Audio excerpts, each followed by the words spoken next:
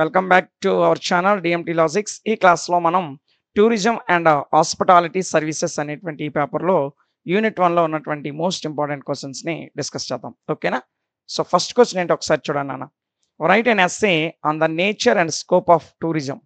Tourism యొక్క nature మరియు scope గురించి అడిగాడు నాన్న ఈ క్వశ్చన్లో. సో ముందుగా మనం టూరిజం అంటే ఏంటి ఒక రెండు మాటలు మాట్లాడుకొని దాని యొక్క నేచరు అదేవిధంగా స్కోప్ గురించి డీటెయిల్గా మాట్లాడదాం. ఓకేనా? చూడండి.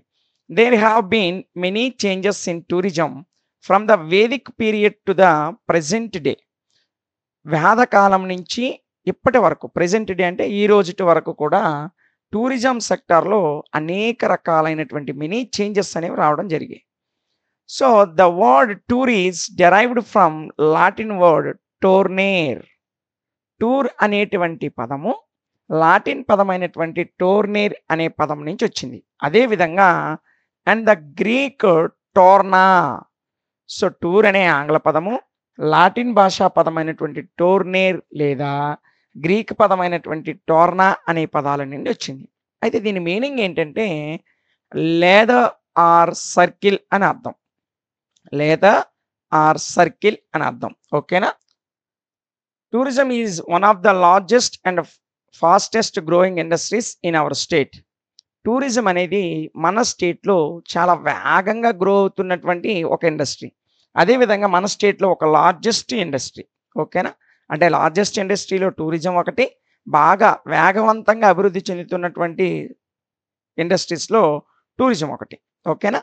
ఇక ఇందులో మనం చూసుకున్నట్లయితే travel for the holiday is a way of the life with more people. Travel for the holiday కొరకు చేసేటువంటి ట్రావెల్ ఏదైతే ఉందో, అంటే ట్రావెల్ అనేది ఒక సెలవు దినాల్లో కానీ లేకపోతే కొన్ని రకాలైనటువంటి ప్రత్యేక దినాల్లో చేసేటువంటి ట్రావెల్ అనేది way of life of with more people, చాలామంది ప్రజల యొక్క జీవన విధానంలో ఒక భాగం అయిపోయింది. ఓకేనా? This is the solution to frantic industrialisation, expansion of cities and the vicious environment. ఈ ట్రావెల్ అంటే టూరిజం అనేది డెవలప్ కావడం వల్ల ఇండస్ట్రియలైజేషన్ జరిగింది, పారిశ్రామికీకరణ వచ్చింది, అదేవిధంగా ఎక్స్పాన్షన్ ఆఫ్ సిటీస్, చాలా పెద్ద పెద్ద నగరాల యొక్క విస్తరణ అనేది పెరిగింది. ఇంకా చెప్పాలంటే ఎన్విరాన్మెంటల్ మార్పులు కూడా వచ్చాయి టూరిజం వల్ల. ఓకేనా? సో ఇందులో మనం చూసుకున్నట్లయితే డెఫినేషన్స్ ఆఫ్ ద టూరిజం, ఈ టూరిజం యొక్క నిర్వచనాలు ఒకసారి చూద్దాం. Historians and researchers have given different definitions on tourism. Historians చరిత్రకారులు కానీ రీసెర్చర్స్ పరిశోధకులు కానీ ఈ టూరిజం అనే దానికి వివిధ రకాలైనటువంటి నిర్వచనాలు ఇవ్వడం జరిగింది. అవేంటంటే these definitions have been the cause of many various to behind the present scenario including economic conditions. ఈ డెఫినేషన్స్ అనేవి వాళ్ళు ఇచ్చినటువంటి నిర్వచనాలు అనేవి have been the cause of many various, అనేక రకాల అంశాలకి కారణాలయ్యాయి. ఇందులో ముఖ్యంగా ప్రెజెంట్ సినారియో, ప్రస్తుత పరిస్థితులకు అనుగుణంగా అనేక రకాల మార్పులు ఏ విధంగా అయితే వస్తున్నాయో ఈ మినీ వేరియస్కి సంబంధించినటువంటి వివిధ రకాల కాజ్ అంటే కారణాలు తెలియజేసే విధంగా ఈ నిర్వచనాలు ఉన్నాయి. సో ఇన్క్లూడింగ్ ఎకనామిక్ కండిషన్స్, ఆ నిర్వచనాల్లో ఎకనామిక్ కండిషన్స్కి అనుగుణంగా కొన్ని డెఫినేషన్స్ ఉంటాయి, సోషల్ అండ్ కల్చరల్ కండిషన్స్కి సంబంధించి కూడా కొన్ని నిర్వచనాలు ఉంటాయి. టూరిజం అనేది ఎకనామిక్ కండిషన్స్కి సంబంధించింది, సోషల్ కండిషన్స్కి సంబంధించింది, కల్చరల్ కండిషన్కి సంబంధించింది. ఈ అంశాలన్నింటినీ పరిగణలోకి తీసుకొని ఈ హిస్టోరియన్స్ కానీ రీసెర్చర్స్ కానీ డిఫరెంట్ టైప్స్ ఆఫ్ డెఫినేషన్స్ ఇవ్వడం జరిగింది. ఓకేనా? So the researchers have defined the current parables in mind. So చాలామంది పరిశోధకులు ప్రస్తుతం ఉన్నటువంటి పరిస్థితులను దృష్టిలో పెట్టుకొని, ప్రస్తుత అంశాలను దృష్టిలో పెట్టుకొని దీన్ని వివిధ రకాలుగా నిర్వచించడం అనేది జరిగింది, దీన్ని టూరిజం. ఓకేనా? Next nature of tourism. Tourism యొక్క స్వభావం ఏంటి, అసలు టూరిజం యొక్క ప్రధానంగా నేచర్ ఏంటి అనేది మనం చూసినట్లయితే the tourism as versatile nature. Tourism అనేది ఒక రకమైనటువంటి ఉన్నతమైన స్వభావాన్ని కలిగి ఉంటుంది. So it has its impact on almost all departments. ఈ టూరిజం అనేది అన్ని రకాల డిపార్ట్మెంట్స్ మీద తన యొక్క ఇంపాక్ట్ అనేది చూపిస్తుంది. So resulting as an sustained continuous development including all sectors, అన్ని సెక్టార్స్లో కూడా ఒక సస్టైన్డ్ కంటిన్యూస్ డెవలప్మెంట్, ఒక స్థిరమైనటువంటి నిరంతరమైన అభివృద్ధిని టూరిజం సెక్టర్ అన్ని రకాల ఇండస్ట్రీస్‌లో, ఆల్ సెక్టార్స్‌లో కూడా టూరిజంలో కంటిన్యూయస్ గ్రోత్ ఉంది. సస్టైనబుల్ గ్రోత్ ఉంది. అంటే స్థిరంగా ఉంది ఆ గ్రోత్. అంటే ఒకరోజు డెవలప్ అవ్వడం, ఒకరోజు పడిపోవడం కాకుండా ఒక సస్టైనబుల్ కంటిన్యూయస్ డెవలప్‌మెంట్ అనేది ఉంది. ఓకేనా? Next tourism is primarily A result of the desire for the entertainment. ప్రధానంగా టూరిజం యొక్క మొట్టమొదటి ప్రైమరీలు అంటే ప్రాథమికమైనటువంటి రిజల్ట్ ఏంటంటే డిజైన్ ఫర్ ఎంటర్‌టైన్‌మెంట్. ఎంటర్‌టైన్‌మెంట్ యొక్క అంశమే టూరిజం యొక్క ప్రధానమైనటువంటి స్కోప్‌గా మనం చెప్పొచ్చు. సో, ఇక్కడ మనం ప్రధానంగా చూసుకునేటప్పుడు entertainment may be the main reason for participation in tourism. టూరిజంలో ఎవరైనా పార్టిసిపేట్ చేస్తున్నారు అంటే దానికి మెయిన్ రీజన్ ఏంటంటే ఎంటర్‌టైన్‌మెంట్. దానికి మెయిన్ రీజన్ ఏంటమ్మా? ఎంటర్‌టైన్‌మెంట్. ఓకేనా? Next and tourism may be refer to particular entertainment. అదే విధంగా టూరిజం అనేది కూడా ఒక పర్టిక్యులర్ ఎంటర్‌టైన్‌మెంట్‌ని రిఫర్ చేస్తుందని చెప్పొచ్చు. ఓకేనా? నెక్స్ట్ ద ప్రెజెంట్ డే ప్రస్తుతం కాలంలో చూసినట్లయితే traveller comes from a wider social background and his tastes and desires are much more varied and his leisure time is much more restricted. ప్రస్తుత కాలంలో ప్రెజెంట్ డే అంటే ఈరోజు, ఈరోజు అంటే ఈరోజు అని కాదు. ఈ రోజుల్లో అని అర్థం. So, the present day A traveller comes from a wider social background. So, చాలా వైడర్ సోషల్ బ్యాక్‌గ్రౌండ్ నుంచి ప్రతి టూరిస్ట్ కూడా వస్తున్నాడు. అంటే ఎకనామికల్‌గా ఎంతో కొంత ఖర్చు పెట్టుకొని ఒక టూరిస్ట్ టూర్‌కి వస్తున్నాడంటే ప్రధాన ఉద్దేశ్యం ఏంటంటే his tastes and desires are much more varied. అలా టూర్‌కొచ్చినటువంటి టూరిస్ట్ యొక్క టేస్ట్ గాని, అతని డిజైర్స్ కోరికలు గాని చాలా డిఫరెంట్‌గా ఉంటాయి. అంటే ఏ ఏ ప్లేసులు చూడాలనుకుంటున్నాడో, అంటే ఒకరేమో చారిత్రకపరమైనటువంటి అంశాలు చూడాలనుకుంటే, కొంతమంది రివర్సు, హిల్ స్టేషన్స్ ఇలా ప్రకృతికి సంబంధించినటువంటి అంశాలు చూడాలనుకుంటారు. కాబట్టి వారి యొక్క డిజైర్స్, వారి యొక్క టేస్ట్‌లకు అనుగుణంగా వేరు వేరు వైడర్ సోషల్ బ్యాక్‌గ్రౌండ్ నుంచి టూరిస్టులు వస్తూ ఉంటారు. సో, వారి యొక్క లెజ్యూర్ టైమ్ అనేది, వాళ్ళ ఫ్రీ టైమ్ అనేది కూడా చాలా మచ్ మోర్ రిస్ట్రిక్టెడ్‌గా ఉంటది. అంటే వాళ్ళకి కొంత టైం మాత్రమే ఫ్రీ టైమ్ దొరుకుతుంది. ఆ టైం అనేది వాళ్ళు చాలా యుటిలైజ్ చేసుకోవాలనుకుంటారు. కాబట్టి ఇలాంటి అనేక రకాల కండిషన్స్ అనేవి టూరిజంలో ఉంటాయి. సో, అందులో అతని యొక్క కండిషన్, టూరిస్ట్ యొక్క ఎకనామికల్ కండిషన్, అతని యొక్క డిజైర్స్, అతని యొక్క టేస్ట్‌లు, అతని యొక్క వాల్యుబుల్ టైము వీటన్నిటిని దృష్టిలో పెట్టుకొని టూరిజం కండక్ట్ చేయడం అనేది చాలా కష్టంతో కూడుకున్నటువంటి పని. మరియు దీని యొక్క ప్రధానమైనటువంటి మెయిన్ పర్పస్ ఏంటంటే ఆ టూరిస్ట్‌కి ఎంటర్‌టైన్‌మెంట్ అందించడం. ఓకేనా? Next now a days people have started moving for exciting and exotic activities. చాలామంది ఈ రోజుల్లో ప్రజలు ఎక్సోగేటింగ్ కలిగించేటువంటి యాక్టివిటీస్ నుంచి అదేవిధంగా ముఖ్యంగా మౌంటైనీరింగ్ గానీ, వాటర్ స్కీయింగ్ గానీ, అండర్ వాటర్ స్విమ్మింగ్ గానీ, పోనీ ట్రాకింగ్ గానీ ఎక్సెట్రా ఇలాంటి ఎక్సైట్‌మెంట్ కలిగించేటువంటి టూరిజంలోకి చాలామంది వస్తున్నారనమాట. చాలామంది ట్రావెలర్స్ అంటే చాలామంది టూరిస్టులు ఇలాంటి ఎక్సైట్‌మెంట్ యాక్టివిటీస్ ఏవైతే ఉన్నాయో, అలాంటి ఎక్సైట్‌మెంట్ కలిగించేటువంటి యాక్టివిటీస్ వైపే దృష్టి పెడుతున్నారు ఎక్కువగా. ఓకేనా? To utilise their leisure time. ఇదంతా వాళ్ళ లెజ్యూర్ టైమ్‌ని ఉపయోగించుకోవడంలో ప్రధానంగా మౌంటైనీరింగ్ అంటే పర్వతాలు ఎక్కడం గానీ, వాటర్ స్కీయింగ్ గానీ, అదేవిధంగా అండర్ వాటర్ స్విమ్మింగ్ వాటర్ లోపల స్విమ్ చేయడం, పోనీ ట్రెక్కింగ్ అంటే ట్రెక్కింగ్‌లో ఇదొక రకమనమాట. ఇలాంటి ఎక్సైట్‌మెంట్ కలిగించేటువంటి కొన్ని థ్రిల్‌తో కూడినటువంటి టూరిజం వైపు చాలామంది ఇప్పుడు చూస్తున్నారు ప్రస్తుత కాలంలో.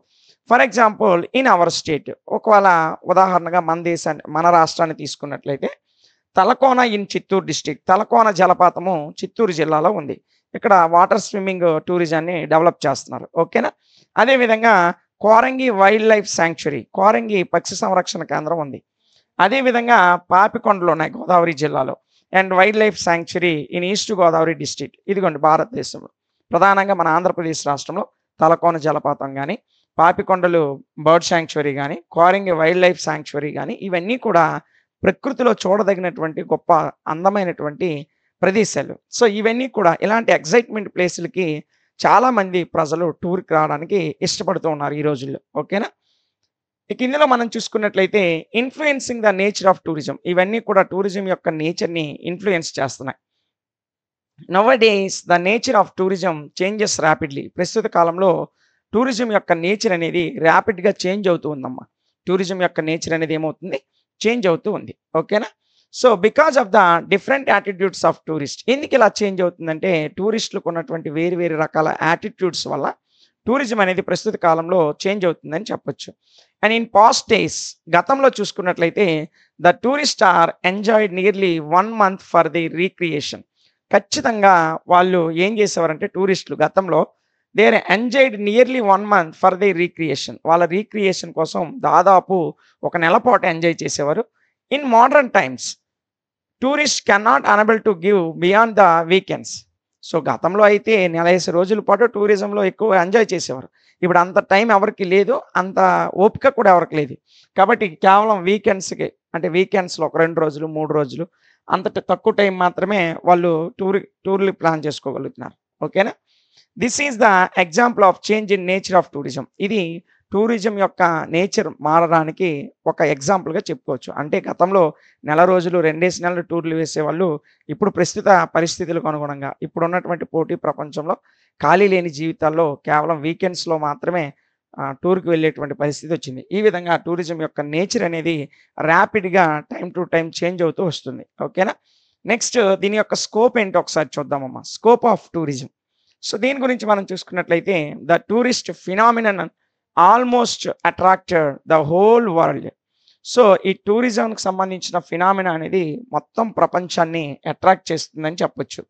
And not only is economic power to earn foreign exchange. కేవలము ఫారిన్ ఎక్స్చేంజ్ నుంచి ఎకనామిక్ పవర్‌ను పొందుకోవడం మాత్రమే దీని ఉద్దేశ్యం కాదు.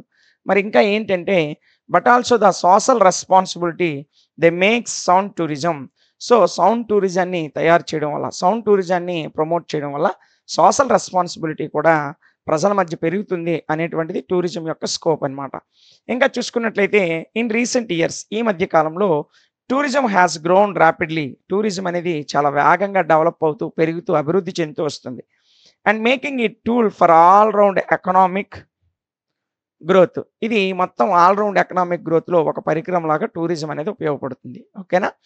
So wide spread achievements in the field have led to significant improvement in the normal standard of living. ప్రస్తుత కాలంలో నార్మల్ స్టాండర్డ్ ఆఫ్ లివింగ్ అంటే సాధారణ జీవన విధాన స్థాయిలకి తగ్గట్టు ఒక సిగ్నిఫికెంట్ ఇంప్రూవ్‌మెంట్ అనేది టూరిజంలో వచ్చింది. అంటే సాధారణ వ్యక్తులు కూడా అంటే ఒక సాధారణ జీవితాన్ని అనుభవించే వాళ్ళు కూడా టూర్‌కి వెళ్ళేటట్టు టూరిజంలో అనేక రకాల మార్పులు, చేర్పులు చేస్తున్నారు.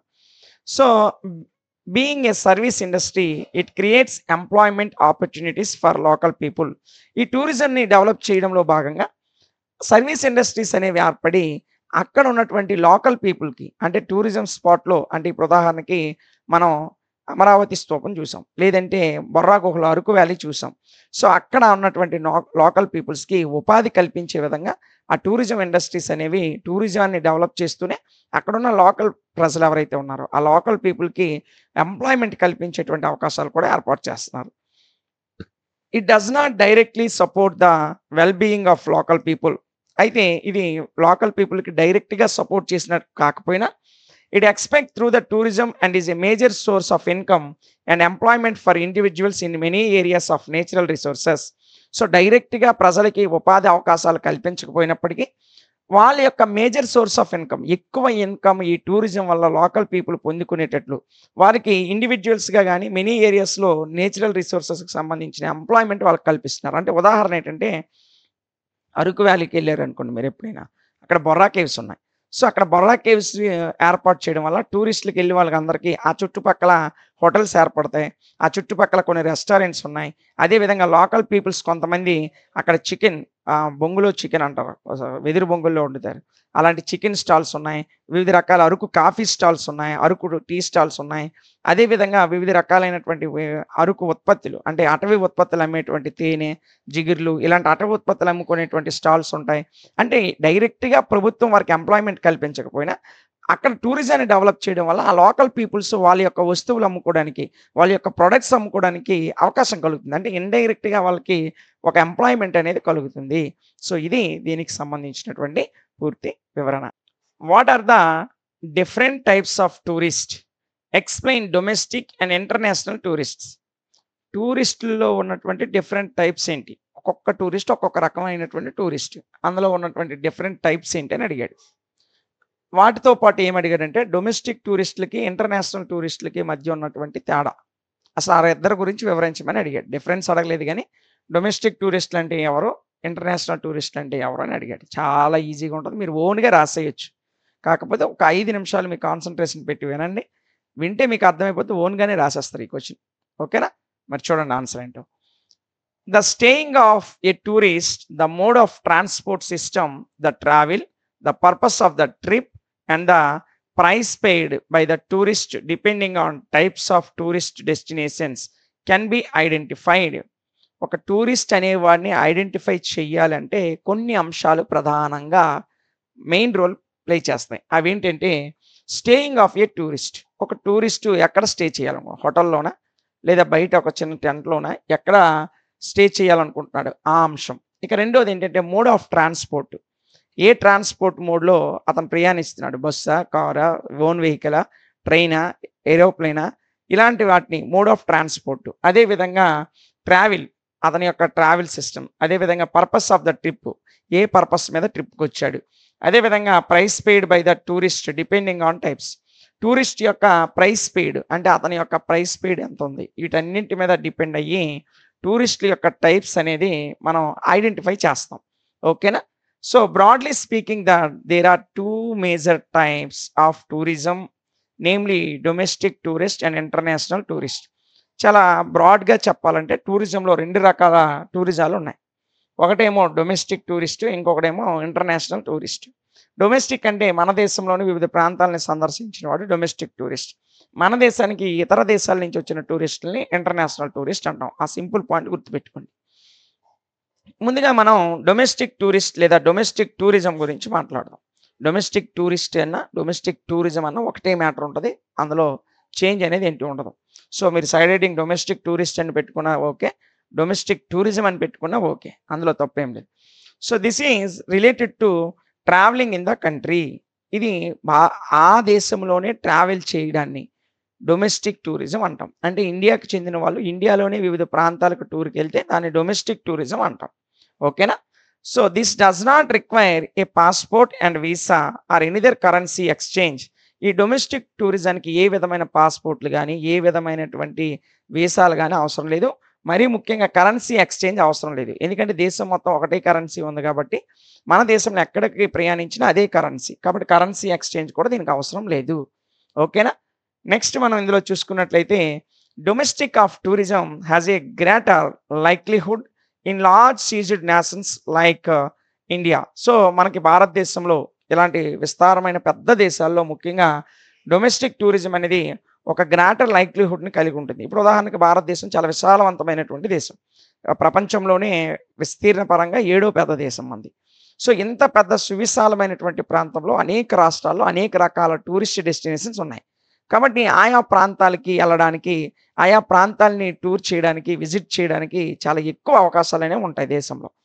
So compared to smaller countries. ఇతర కంట్రీస్‌తో అంటే చిన్న చిన్న దేశాలతో పోలిస్తే పెద్ద పెద్ద గ్రేట్ దేశాలు అంటే లార్జ్ నేషన్స్ ఏవైతే ఉన్నాయో, లార్జ్ సైజ్ నేషన్స్ అంటే పెద్ద సైజ్ దేశాలు ఏవైతే ఉన్నాయో, ఆ దేశాల్లో డొమెస్టిక్ టూరిజం అనేది ఎక్కువగా డెవలప్ అయ్యి ఉంటుంది. ఓకేనా? So from geographical perspective domestic tourism range from local touring.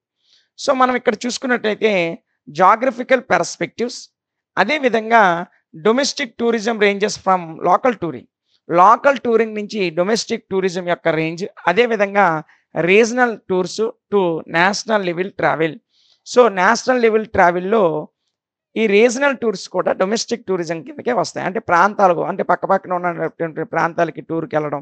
ఇలాంటి అంశాలు కూడా మనకి ఎందులోకి వస్తాయంటే ఈ డొమెస్టిక్ టూరిజం కిందకే వస్తాయి. డొమెస్టిక్ టూరిజం కిందకే వస్తాయి. ఓకేనా? ఇక్కడ డొమెస్టిక్ టూరిజం అంటే మీరు గుర్తుపెట్టుకోవాల్సిన అంశం ఒకటే. ఒక కంట్రీలో మీరు ఎక్కడికి టూర్‌కెళ్ళినా సరే అది డొమెస్టిక్ టూరిజమే. ఓకేనా?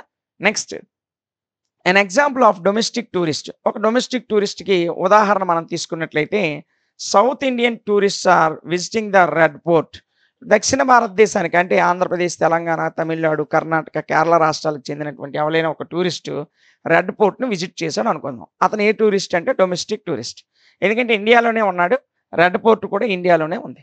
సో కిందన దక్షిణ భారతదేశంలో ఉన్నటువంటి ఒక టూరిస్టు ఉత్తర భారతదేశం నార్త్ ఇండియాలో ఉన్నటువంటి రెడ్ ఫోర్ట్‌ని, ఎర్రకోటని సందర్శించాడు. కాబట్టి అతను డొమెస్టిక్ టూరిస్ట్. ఓకేనా? Since domestic tourists are not crossing any international boundaries.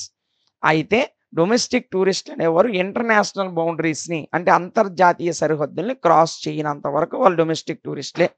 అంతర్జాతీయ సరిహద్దుల్ని దాటి వేరే దేశంలోకి ప్రవేశించారంటే అప్పుడు వాళ్ళు ఇంటర్నేషనల్ టూరిస్టులుగా పరిగణించబడతారు. ఆ ఇంటర్నేషనల్ టూరిజానికి పాస్పోర్ట్ కంపల్సరీ, వీసా కంపల్సరీ. అదేవిధంగా కరెన్సీ ఎక్స్చేంజ్ కంపల్సరీ. ఆ విషయాన్ని గుర్తుపెట్టుకోండి. They do not need a visa or passport. They do not need to convert their money into any other currency. So domestic టూరిస్ట్స్‌లో ఇంటర్నేషనల్ బౌండరీస్‌ని దాటనంత వరకు పాస్పోర్ట్ అవసరం లేదు. వీసా అవసరం లేదు.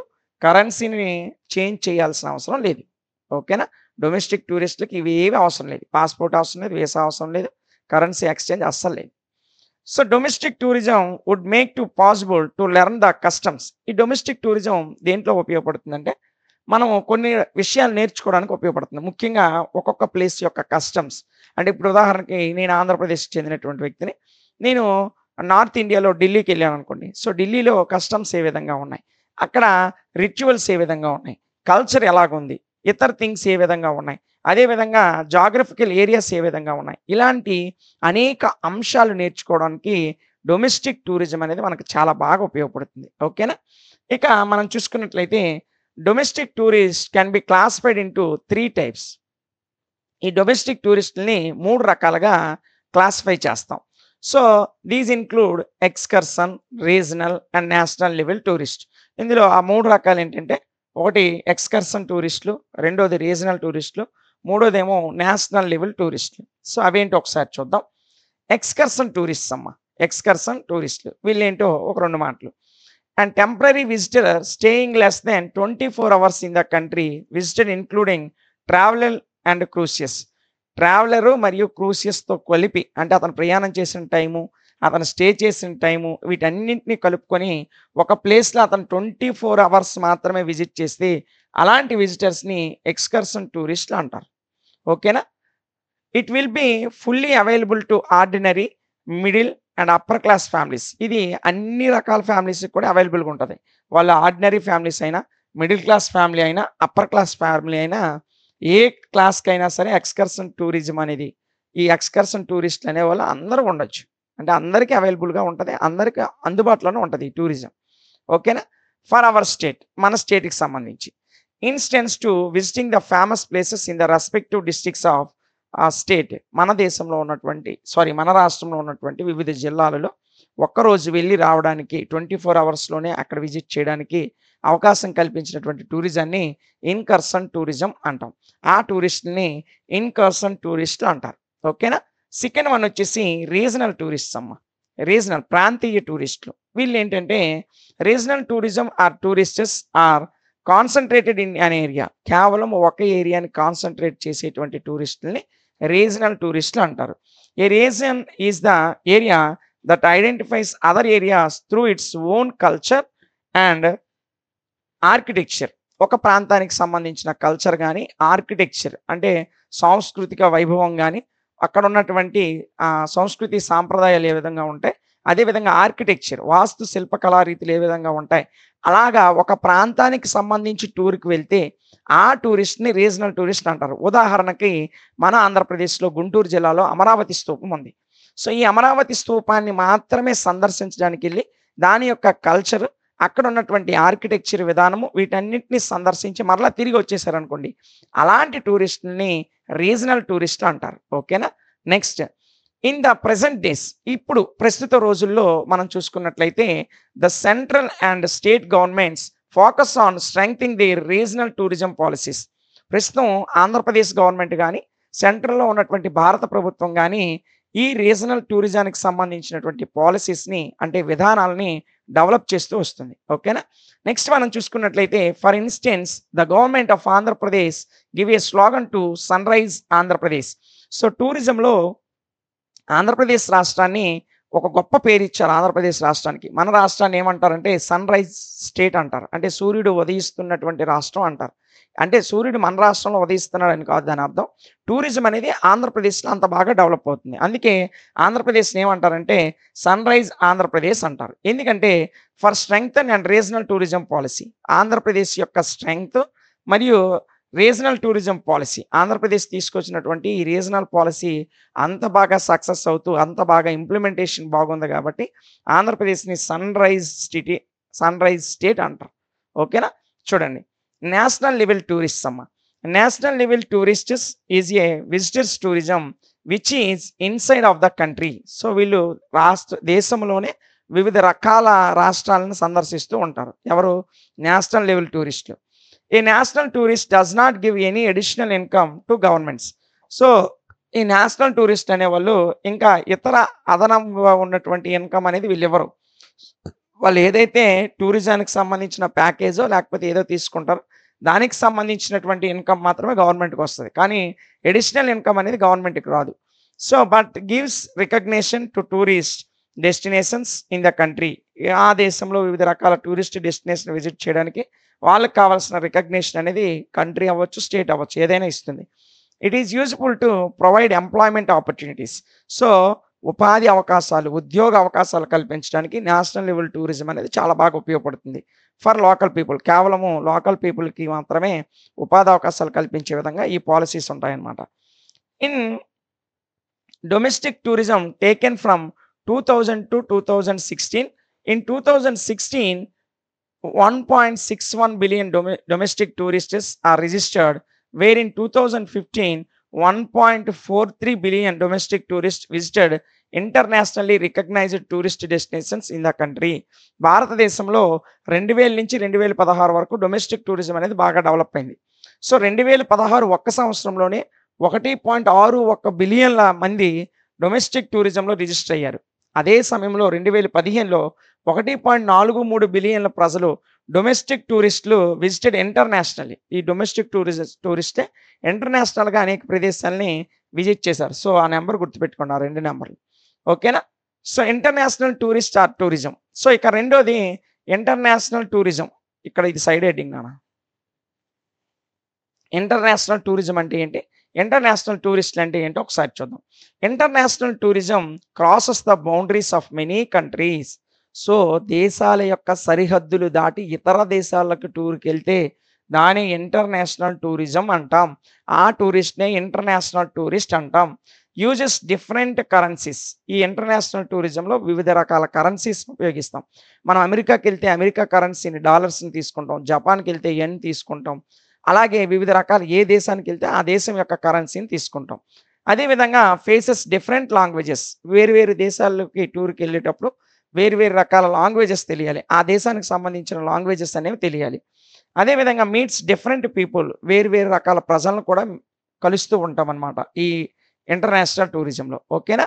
Next international tourism generally crosses smaller countries or travels within the boundaries of international borders may be short lived.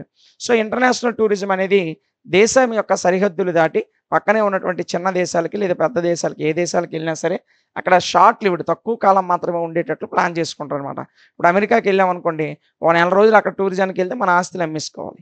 ఎందుకంటే మన కరెన్సీకి అక్కడ కరెన్సీకి దాదాపు రూ. 87 తేడా ఉంటుంది కాబట్టి అంత ఎక్స్‌పెండేషన్స్ అనేవి మనం తట్టుకోలేము. వెళ్ళినా ఒక 1 వీక్ ఆర్ 10 డేస్ లోపే వచ్చేస్తాం. సో, ఈ షార్ట్ లివ్డ్ అనేది అంటే చాలా తక్కువ కాలానికే ఇంటర్నేషనల్ టూరిజం అనేది స్మాలర్ కంట్రీస్ అయితే పర్లేదు. మనకంటే తక్కువ కరెన్సీ ఉన్నటువంటి దేశాల్లో అయితే ఎక్కువ రోజులు ఉండొచ్చు. కానీ మన కరెన్సీ కంటే ఎక్కువ వాల్యూ ఉన్న కరెన్సీ ఉన్న దేశాలకు విజిట్ చేయాలంటే చాలా తక్కువ కాలమే ఉండాల్సొస్తది. ఓకేనా? International tourist try to learn the customs of the culture in their respective tourist countries. ఈ ఇంటర్నేషనల్ టూరిస్టులు అనేవారు ఏ దేశానికైతే వాళ్ళు టూర్‌కెళ్లారో ఆ దేశానికి చెందినటువంటి కస్టమ్స్, కల్చరు ఇవన్నీ కూడా నేర్చుకోవడానికి వాళ్ళకి అవకాశం ఉంటది. And those tourist who are crossing the country boundaries come to international tourist. ఎవరైతే దేశం యొక్క సరిహద్దులు దాటి ఇతర దేశాలకి టూర్‌కి వెళ్తారో వాళ్ళనే మనం ఇంటర్నేషనల్ టూరిస్టులుగా పిలుస్తాం. ఓకేనా? సో, ఇది టూరిజంలో ఉన్నటువంటి డిఫరెంట్ టైప్స్ ఆఫ్ టూరిస్ట్స్. ఒకటి డొమెస్టిక్, ఇంకొకటేమో ఇంటర్నేషనల్. మరలా డొమెస్టిక్‌లో 3 టైప్స్ మనం డిస్కస్ చేసాం. ఓకేనా? సో, ఇది ఎస్ఏ క్వెషన్‌కి ఇవ్వడానికి ఎక్కువ 100% అవకాశం ఉన్నటువంటి క్వెషన్. ఓకేనా? Explain the different types of tourism. టూరిజంలో ఉన్నటువంటి వివిధ రకాల టైప్స్. ఆల్రెడీ మనం డిఫరెంట్ టైప్స్ ఆఫ్ టూరిస్టులు చూసాం. So, different types of tourist ఏదైతే ఉందో అదే డిఫరెంట్ టైప్స్ ఆఫ్ టూరిజం. 2 ఒకటే. దేశంలో టూర్‌కెళ్తే డొమెస్టిక్ టూరిజం అంటాం. ఎళ్ళిన వాడిని డొమెస్టిక్ టూరిస్ట్ అంటాం. దేశం దాటి వెళ్తే ఇంటర్నేషనల్ టూరిజం అంటాం. వెళ్ళిన వాడిని ఇంటర్నేషనల్ టూరిస్ట్ అంటారు. సో, టూరిజం గురించి నేర్చుకున్న, టూరిస్ట్ గురించి నేర్చుకున్న సేమ్ 2 ఒకటే. చిన్న చిన్న మైనర్ చేంజెస్ ఉంటాయి. అవి కూడా డిస్కస్ చేద్దాం. ఓకేనా? మరి డిఫరెంట్ టైప్స్ ఆఫ్ టూరిజం ఏంటో ఒకసారి చూద్దాం. చూడండి. Tourism encompasses various sectors. Tourism అనేది అనేక రకాల వివిధ రకాల సెక్టార్స్‌కి ఎన్కాంపస్ అయ్యి ఉంటది. అంటే వివిధ రకాల సెక్టార్స్‌లో ఈ టూరిజం ఉంటది. It provides direct and indirect employment to many people in various tourism sectors. ఈ వివిధ రకాల వేరియస్ టూరిజం సెక్టార్స్ ఏవైతే ఉన్నాయో వాటన్నిటిలో కూడా ప్రజలకి డైరెక్ట్ ఎంప్లాయ్‌మెంట్ అయినా లేదా ఇండైరెక్ట్ ఎంప్లాయ్‌మెంట్ అయినా కల్పిస్తుంది. అంటే డైరెక్ట్‌గా ఉపాధి కల్పించొచ్చు. లేదా టూరిజం ప్లేసుల్లో సొంతంగా షాపులు పెట్టుకొని వాళ్ళు ఎంప్లాయ్‌మెంట్ పొందుతారు. కాబట్టి డైరెక్ట్ అండ్ ఇండైరెక్ట్ 2 రకాలుగా కూడా టూరిజం వల్ల ఎంప్లాయ్‌మెంట్ అనేది కలుగుతుంది. ఓకేనా? నెక్స్ట్ ఇన్ 1811లో the word tourism and in 1840 the word tourist are used. 1811లో మొట్టమొదటిసారిగా టూరిజం అనేటువంటి పదాన్ని ఉపయోగించారు. 1840లో మొట్టమొదటిసారిగా టూరిస్ట్ అనే పదం ఉపయోగించారు. టూరిజం అనే పదం 1841లో వచ్చింది ఉపయోగంలోకి. టూరిస్ట్ అనే పదం 1840లో వచ్చింది. అంటే దాదాపు 30 సంవత్సరాల తర్వాత టూరిస్ట్ అనే పదం వాడారు. ఓకేనా? చూడండి. ఇన్ లాస్ట్ ఫ్యూ డికేడ్స్, గత చివరి 2 దశాబ్దాలు లేదా కొన్ని దశాబ్దాలు చూసుకున్నట్లయితే tourism has been developing rapidly. ఒక గతంలో ఉన్నటువంటి ఒక 4, 5 దశాబ్దాలుగా మనం చరిత్రను చూసుకున్నట్లయితే టూరిజం అనేది చాలా ర్యాపిడ్‌గా డెవలప్ అవుతూ వస్తుంది. అంటే చాలా వేగంగా గ్రోత్ అనేది చూస్తున్నాము టూరిజంలో. ఓకేనా? So, tourist have been spending their leisure time with new and modern tasters that suit their needs. టూరిస్టులు ప్రస్తుత కాలంలో వారి యొక్క లెజర్ టైమ్ అంటే వారి యొక్క ఖాళీ సమయాన్ని, వారి యొక్క విరామ సమయాన్ని వారి ఇంట్రెస్ట్‌లకి, వారి టేస్ట్‌లకి అనుగుణంగా వారి యొక్క అవసరాలను దృష్టిలో పెట్టుకొని టూరిజాన్ని ఎంజాయ్ చేస్తున్నారు. And with the transportation sector becoming more accessible. ఈ టూరిజం వల్ల ట్రాన్స్‌పోర్టేషన్ సెక్షన్ ఏదైతే ఉందో ట్రాన్స్‌పోర్టేషన్ సెక్షన్ అనేది చాలా యాక్సెసిబుల్‌గా ఉంది టూరిజం వల్ల. ఓకేనా? Tourism is gaining new momentum. So, ఈ ట్రాన్స్‌పోర్టేషన్ డెవలప్ అవ్వడం వల్ల టూరిజానికి ఒక కొత్త రకమైనటువంటి మొమెంటమ్ అనేది వచ్చింది. సో, ఈ విధంగా the goal is for tourist to enjoy the different cultures of the place they have visit. So, transport develop అయింది. టూరిజంలో ఒక కొత్త రకమైనటువంటి మొమెంటమ్ వచ్చింది. సో, అందువలన టూరిస్ట్ అనేవాడు తాను విజిట్ చేసేటువంటి డిఫరెంట్ టైప్స్ ఆఫ్ ప్లేసెస్‌లో ఉన్నటువంటి డిఫరెంట్ కల్చర్స్‌ని ఎంజాయ్ చేసే విధంగా ఈ టూరిజం ఉపయోగపడుతుంది. అంటే ఒక ప్లేస్ నుంచి ఇంకో ప్లేస్‌కెళ్ళేటప్పుడు అక్కడ ఉన్నటువంటి కస్టమ్స్, అక్కడ ఉన్నటువంటి కల్చర్ వాటన్నిటిని ఎంజాయ్ చేయడానికి అవకాశం కలుగుతుంది. ముఖ్యంగా మనం టైప్స్ ఆఫ్ టూరిజంలో ఉన్నటువంటి టైప్స్ ఏంటో చూద్దాం. There are many types of tourism. This includes heritage, pilgrimage, recreation, sports and adventure, advance, health and environment tourism is there. ఇక్కడ డొమెస్టిక్ మరియు ఇంటర్నేషనల్ అనేవి మేజర్ టైప్స్. అందులో కొన్ని రకాల టూరిజమ్స్ ఉన్నాయి. అవేంటంటే heritage tourism, pilgrimage tourism, recreation tourism, sports and adventure, advance, health and environment tourism. ఇవన్నీ కూడా డొమెస్టిక్‌గా ఉంటాయి. ఇంటర్నేషనల్‌గా కూడా ఉంటాయి. సో, అవేంటో ఒకసారి చూద్దాం. ముందుగా heritage tourism. Heritage tourism is one of the branches in the cultural tourism. Heritage tourism అనేది కల్చరల్ టూరిజంలో ఒక బ్రాంచ్‌గా చెప్పొచ్చు. So, according to the national trust for historic preservation in the United states defines heritage tourism as traveling to experience the places, artifacts and activists that authentically representative stories and people of the past. ఇక్కడ మనం heritage tourism గురించి ఒక్క మాట మాట్లాడాలంటే ఏం మాట్లాడతామంటే according to national trust for historic ప్రిజర్వేషన్కి సంబంధించిన నేషనల్ ట్రస్ట్ అనేది యునైటెడ్ స్టేట్స్లో ఉంది, అమెరికాలో. ఆ ట్రస్ట్ ఏం చెప్తుందంటే హెరిటేజ్ టూరిజం గురించి ట్రావెలింగ్ టు ఎక్స్పీరియన్సెస్ ద ప్లేసెస్ని, ఆర్టిఫాక్ట్స్ని అంటే కళలకు సంబంధించి కళాత్మకమైనటువంటి కట్టడాలకు సంబంధించి కానీ వివిధ రకాల యాక్టివిటీస్ని కానీ అదేవిధంగా అథెంటికల్లీ represent the stories and people of the past. గతంలో ఉన్నటువంటి ప్రజలు వారి యొక్క కథలు వీటన్నింటినీ తెలుసుకోవడానికి చేసేటువంటి టూర్ ఏదైతే ఉందో, అంటే ఆయా ప్లేసులు సందర్శించడం, ఆ ప్లేసుల్లో గతంలో ఉన్నటువంటి ప్రజలు, వారి ఆచార విధానాలు, వారి యొక్క జీవన విధానాలు, వాళ్ళకి సంబంధించిన స్టోరీస్, వీటన్నింటి కోసం చేసేటువంటి టూర్‌నే హెరిటేజ్ టూరిజం అంటాం. హెరిటేజ్ టూరిజం అనేది కల్చరల్ టూరిజంలో ఒక బ్రాంచు. ఓకేనా? Next, it can include cultural, historic and natural resources. ఈ హెరిటేజ్ టూరిజంలో కల్చరల్ అంశాలుంటాయి, హిస్టారిక్ అంశాలుంటాయి, అదేవిధంగా నేచురల్ రిసోర్సెస్ కూడా ఉంటాయి. ఇన్ ఇండియా, భారతదేశంలో చూసుకున్నట్లయితే UNESCO identify 36 tourist places as heritage tourism places. భారతదేశంలో యునెస్కో 36 టూరిస్ట్ ప్లేసుల్ని హెరిటేజ్ టూరిజం ప్లేసెస్‌గా గుర్తించింది. ఓకేనా? These are at Mahabalipuram in Tamil Nadu, Maharashtra at Elephant, Ajanta and Ellora rock cut caves, Konark temple at Odisha, Buddha Gaya at Bihar, Darjeeling Himalaya railways and famous forts at Rajasthan. ఈ 36 tourist ప్లేసుల్లో కొన్ని examples ఇక్కడ ఇచ్చాడు. ప్రధానంగా మహాబలిపురం, తమిళనాడులోని మహాబలిపురం ప్రాంతం మొత్తం అనేక దేవాలయాలకు ప్రసిద్ధి. మహారాష్ట్రలో ఎలిఫెంట్ గుహలు ఉన్నాయి, అజంతా గుహలు ఉన్నాయి, ఎల్లోరా గుహలు కూడా ఉన్నాయి. కోనార్క్ టెంపుల్, సూర్య దేవాలయం ఉంది ఒడిస్సాలో. బుద్ధగయ ఉంది బీహార్లో. డార్జిలింగ్, హిమాలయ రైల్వేస్ అనేవి మనకి జమ్మూ అండ్ కాశ్మీర్ ప్రాంతంలో ఉన్నాయి. అదేవిధంగా రాజస్థాన్లో కోటలు అనేవి విస్తారంగా ఉన్నాయి. ఇవన్నీ కూడా 36 టూరిస్ట్ ప్లేసులకి కొన్ని ఉదాహరణలు ఇక్కడ ఇచ్చాడు. ఇవన్నీ కూడా మనకి హెరిటేజ్ టూరిజం ప్లేసెస్కి ఉదాహరణలు. ఇందులో అన్నీ గుర్తుపెట్టుకోకుండా కనీసం ఒక 3 అయినా గుర్తుపెట్టుకొని రాయండి. ఎగ్జామ్లో కంపల్సరీగా ఫుల్ మార్క్స్ వస్తాయి. Next, pilgrimage tourism. రెండోది ఏంటమ్మా? Pilgrimage tourism. Pilgrimage tourism commonly also known as religious tourism or faith tourism is when people are group. ప్రజలకి లేదా ఒక సమూహానికి సంబంధించినటువంటి మతపరమైనటువంటి టూరిజం లేదా విశ్వాసపరమైనటువంటి టూరిజాన్ని పిలిగ్రమేజ్ టూరిజం అంటాం. పిలిగ్రమేజ్ టూరిజం అనేది మతానికి సంబంధించి లేకపోతే ప్రజల యొక్క నమ్మకానికి సంబంధించింది. ఓకేనా? ఇందులో చూడండి, ద వర్డ్ పిలిగ్రమ్, పిలిగ్రమ్ అనేటువంటి పదము derived from Latin word peer greens. Pilgrim అనేటువంటి ఒక పదము ఇంగ్లీష్ పదం పిలిగ్రమ్ అనేది. ఆ ఇంగ్లీష్ పదం ఎక్కడి నుంచి ఉద్భవించిందంటే పీర్ గ్రీన్స్ అనేటువంటి లాటిన్ పదం నుంచి ఉద్భవించింది. మరి దీని అర్థం ఏంటంటే ట్రావెలర్ ఇన్ ఇంగ్లీష్. పిలిగ్రమ్ అంటే అర్థం ఏంటంటే ట్రావెలర్ ఇన్ ఇంగ్లీష్. ఇంగ్లీష్లో ట్రావెలర్ అని అర్థం. ఏమర్థం అమ్మా దీని అర్థము? ట్రావెలర్. ఏ భాషలో ట్రావెలర్? ఇంగ్లీష్ భాషలో పిలిగ్రమ్ అంటే అర్థము ట్రావెలర్ అని అర్థం. ఓకేనా? చూడండి, pilgrimage tourism has been starting before 6th century BCE. ఈ పిలిగ్రమేజ్ టూరిజం ఎప్పుడు ప్రారంభమైందంటే క్రీస్తు పూర్వము 6వ శతాబ్దం, క్రీస్తు శకం కాదు, క్రీస్తు పూర్వము 6వ శతాబ్దం నుంచి ప్రారంభమైంది.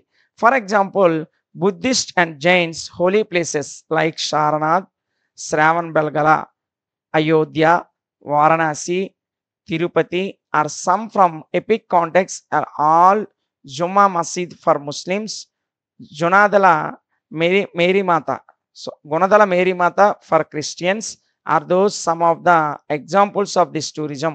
పిలిగ్రమేజ్ టూరిజం అనేది క్రీస్తు పూర్వం 6వ శతాబ్దం నుంచి ప్రారంభమైంది.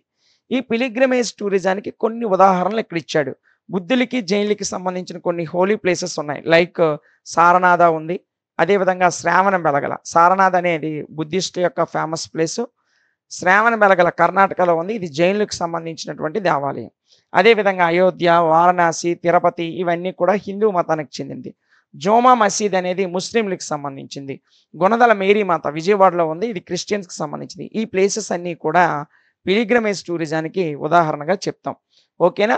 This is not only religious traditional rituals in this tourism but also includes various faiths are can be seen. ఇది కేవలం మతపరమైనటువంటి అంశాలే కాదు, వివిధ రకాల ఫెయిత్స్ అంటే వారి యొక్క నమ్మకాలకి, మత విశ్వాసాలకి సంబంధించినటువంటి ప్లేసెస్గా చెప్పబడతాయి. ఓకేనా? థర్డ్ వన్ వచ్చేసి sports and adventure tourism. Sports, అడ్వెంచర్కి సంబంధించిన టూర్లు కూడా ఉంటాయి. అదేంటంటే sports and adventure tourism limited to few countries in past. ఈ స్పోర్ట్స్ అండ్ అడ్వెంచర్ టూరిజం అనేది గతంలో కొన్ని కంట్రీస్కి మాత్రమే లిమిట్ అయి ఉండేది. అంటే కొన్ని కంట్రీస్లో మాత్రమే ఈ రకమైన టూరిజం ఉండేది. సో ఇక్కడ చూసుకున్నట్లయితే now it has expanded into our country. ప్రస్తుతం ఈ యొక్క స్పోర్ట్స్ అండ్ అడ్వెంచర్ టూరిజం అనేది మన దేశం కూడా ఎక్స్పాండ్ చేయబడింది. Currently tourist from all over different states of tourist are choosing its an important tourism entertainment. చాలా దేశాల నుంచి, చాలా దేశాల్లో ప్రజలు ఇది ఒక ఇంపార్టెంట్ టూరిజం ఎంటర్టైన్మెంట్గా గుర్తిస్తున్నారు. దీన్ని sports and adventure tourism. This may include activities such as mountaineering, trekking, bungee jumping, mountain biking, cycling, canoeing, scuba diving, rafting, kayaking, zip lining, paragliding, hiking, exploring, canyoneering and boarding, caving and rock climbing, Ahobilam in Kurnool district.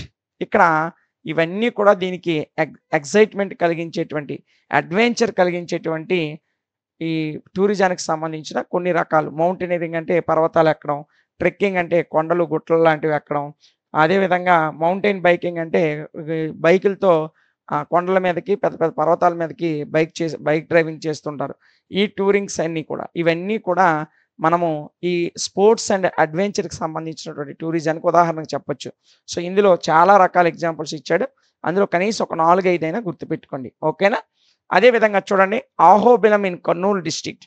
Kurnool జిల్లాలో ఆహోబిలం ప్రాంతము, అదేవిధంగా శ్రీశైలానికి దగ్గరలో ఉన్నటువంటి Kadalivanam caves, Kadalivanam caves, అదేవిధంగా jungle bells in Visakhapatnam district, అదేవిధంగా Bhavani island near Vijayawada in Krishna district, Bhairavakonda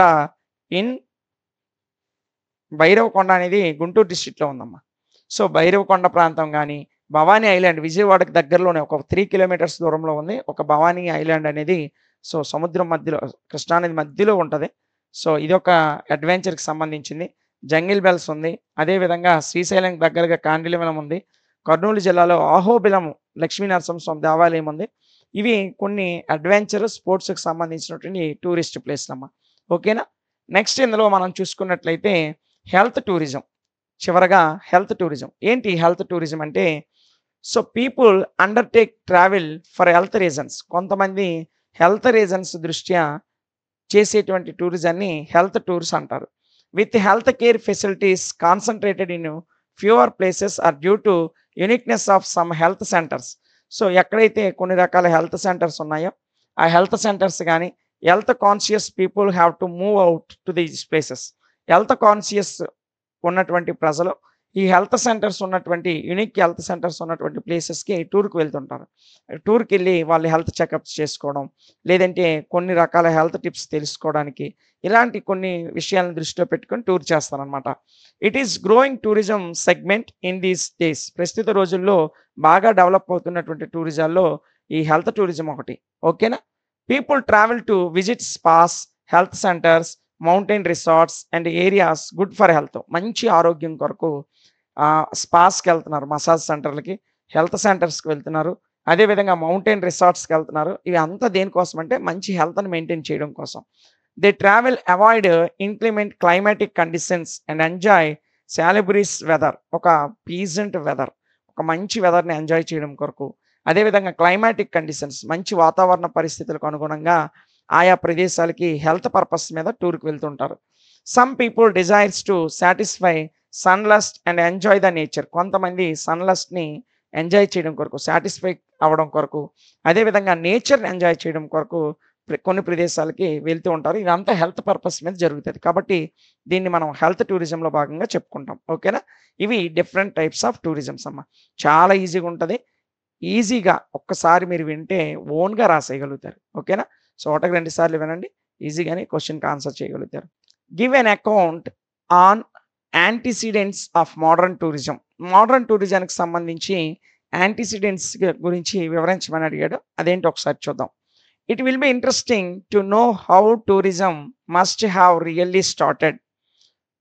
tourism అనేది ప్రధానంగా ఎప్పుడు ప్రారంభమైంది, ఏ విధంగా గ్రోత్ అయింది అనేది తెలుసుకోవడం చాలా చాలా ఆసక్తికరంగా ఉంటుందండి. In the early days of people, the movement from one place to another place was in search for food, which was either animals or area where wild berries could be found. గతంలో మన యొక్క పూర్వీకులు అంటే ఆది మానవులు ఆహారం కొరకు ఒక ప్రదేశం నుంచి మరొక ప్రదేశానికి సంచారం చేస్తూ ఉండేవారు. ఆహారం కొరకు, అదేవిధంగా నీటి కొరకు, వాళ్ళు ఉండాల్సినటువంటి గుహల కొరకు, చెట్ల తొర్రల కొరకు, వివిధ రకాల లభ్యమయ్యేటువంటి పండ్లు ఒక్కొక్క ప్లేస్‌లో ఒక్కొక్క రకమైన పండ్లు లభ్యమవుతాయి. ఇలా ఫుడ్ పర్పస్ మీద గాని, వారి సెక్యూరిటీ, సేఫ్టీ పర్పస్ మీద గాని, వాటర్ పర్పస్ మీద గాని, ఇలా ఒక ప్లేస్ నుంచి మరొక ప్లేస్‌కి వెళ్తూ ఉండేవారు. అంటే అప్పట్లో టూరిజం అనేది ఫుడ్ కోసం ప్రధానంగా జరిగేది. ఓకేనా? Once humans learned about agriculture they started to settle down. ఎప్పుడైతే మానవులు వ్యవసాయం చేయడము నేర్చుకున్నారో, అంటే ఆది మానవుడు మొట్టమొదటిసారిగా అగ్రికల్చర్ వైపు వచ్చినప్పుడు, అంటే సాగు చేయడం నేర్చుకున్న తర్వాత ఒక ప్రాంతంలో స్థిర నివాసం ఏర్పాటు చేసుకోవడం అనేది నేర్చుకున్నాడు. అంతకుముందు కేవలం ఎక్కడ మాంసం దొరికితే, ఎక్కడ జంతువులుంటే ఆ ప్రాంతానికి వెళ్లి జంతువులు వేటాడుకొని బతికేవాడు. ఎక్కడ పండ్లు లభిస్తే ఆ పండ్లు ఉన్నటువంటి ప్రాంతానికెళ్ళి ఆ పండ్లు తింటూ బ్రతికేవాడు. కానీ తరువాత రోజుల్లో మానవుడు వ్యవసాయం చేయడం ప్రారంభించాడు. వ్యవసాయం చేయడం ప్రారంభించినప్పుడు వ్యవసాయాన్ని రక్షించుకోవడానికి, దానికి నీటి సదుపాయం కల్పించడానికి, ఈ అన్ని కారణాలు దృష్టిలో పెట్టుకొని ఒకే ప్రదేశంలో స్థిర నివాసం ఏర్పాటు చేసుకోవడం మొదలుపెట్టాడు. When we progress from the bronze age to the iron age civilisation, travelling become more frequent. కాంస్య యుగం నుంచి ఇనప యుగం వరకు, బ్రాంజ్ ఏజ్ నుంచి ఐరన్ ఏజ్ వరకు ట్రావెలింగ్‌లో, అంటే ఈ ట్రావెలిజంకి సంబంధించి, అంటే టూరిజం ఏదైతే ఉందో ఆ టూరిజంలో చాలా మోర్ ఫ్రీక్వెంట్ డిఫరెన్సెస్ అనేది ఉంది. అంటే పురాతన కాలం నుంచి ప్రస్తుత కాలం వరకు మార్పులనేవి చాలా ఎక్కువగా జరుగుతూ వచ్చాయి. ఓకేనా? హౌవెవర్ అయినప్పటికీ we will learn how the travelling and tourism really developed since ancient times. So పురాతన కాలంలో కూడా ట్రావెలింగ్ అనేది టూరిజానికి సంబంధించి, టూరిజం గాని, ట్రావెలింగ్ గాని చాలా బాగా డెవలప్ అయింది. అంటే ఆదిమానవుడు మొట్టమొదటి ఏ ప్రాంతానికి వెళ్ళినా సరే ముందు నడిచి వెళ్ళేవాడు. ఆ తర్వాత చక్రాన్ని ఆవిష్కరించాడు. చక్రం వచ్చిన తర్వాత బల్లును ఉపయోగించాడు. ఆ బల్లు తర్వాత వెదురు దొంగలను ఉపయోగించి, అంటే బోలుగా ఉన్నటువంటి చెట్లు దొంగలను బోలుగా చేసి పడవలుగా తయారు చేసుకున్నాడు. అంటే టూరిజంలో గాని, ట్రావెలింగ్‌లో గాని ఒక గొప్ప మార్పు అనేది పురాతన కాలం నుంచి ఇప్పటి వరకు మనం చూస్తున్నాం. ఓకేనా? సో, ఇందులో మనం చూసుకున్నట్లయితే యాంటిసిడెంట్స్ ఆఫ్ మోడర్న్ టూరిజం. ముందు నోమడిజం అంటే ఏంటో ఒకసారి చూద్దాం. Nomads were people who travelled from place to place in search of food. Food కోసం ఎవరైతే ఒక ప్లేస్ నుంచి మరొక ప్లేస్‌కి ట్రావెల్ చేస్తారో వారిని నోమాడ్స్ అని పిలుస్తారు. ఈవెన్ టుడే, ఈ రోజుకి కూడా you will find many people moving on caravans with their children and their entire belongings. ప్రస్తుత రోజుల్లో కూడా క్యారవాన్స్‌ని ఏర్పాటు చేసుకొని, అంటే సర్కస్ చేసేవాళ్ళు, లేదంటే ఈ భవన నిర్మాణ కార్మికులు, వీళ్ళందరూ క్యారవాన్స్ ద్వారా ఒక ప్లేస్ నుంచి మరొక ప్లేస్‌కి మొత్తం వెహికల్‌లో వాళ్ళ యొక్క పిల్లల్ని, వారి సరుకుల్ని వీటన్నిటిని యేసుకొని ఒక ప్రదేశం నుంచి మరొక ప్రదేశానికి తిరుగుతూ ఉండడం మనం చూసాం. వాళ్ళని నోమాడ్స్ అంటారు. అంటే ఫుడ్ కోసము, జీవన బతుకు తెరువు కోసం ఒక ప్రదేశం నుంచి మరొక ప్రదేశానికి వెళ్తూ ఉంటారనమాట. We have read that this movement of people was concerned with survival. ఈ రకమైనటువంటి ప్రజలు ఏ విధంగా సర్వైవ్ అవుతున్నారో, వారు ఏ విధంగా వారి జీవితాన్ని నెట్టుకొస్తున్నారు, ఇవన్నీ మనం పుస్తకాల్లో చదువుతూ ఉంటాం. నౌ ఏ డేస్, ప్రస్తుత రోజుల్లో it is confined to places like deserts or mountains where food is not available. ఎక్కడైతే ఫుడ్ అనేది అవైలబుల్‌గా లేదు, ముఖ్యంగా ఎడారి ప్రాంతాల్లోను, అదేవిధంగా మౌంటైన్స్, పర్వత ప్రాంతాల్లో ఉన్నటువంటి ప్రజలు ఫుడ్ కోసము ఈ విధంగా ఒక ప్రదేశం నుంచి మరొక ప్లేస్‌కి వెళ్తుంటారు. దాన్నే మనం నోమాడిజం, వారినే నోమాడ్స్ అంటాం.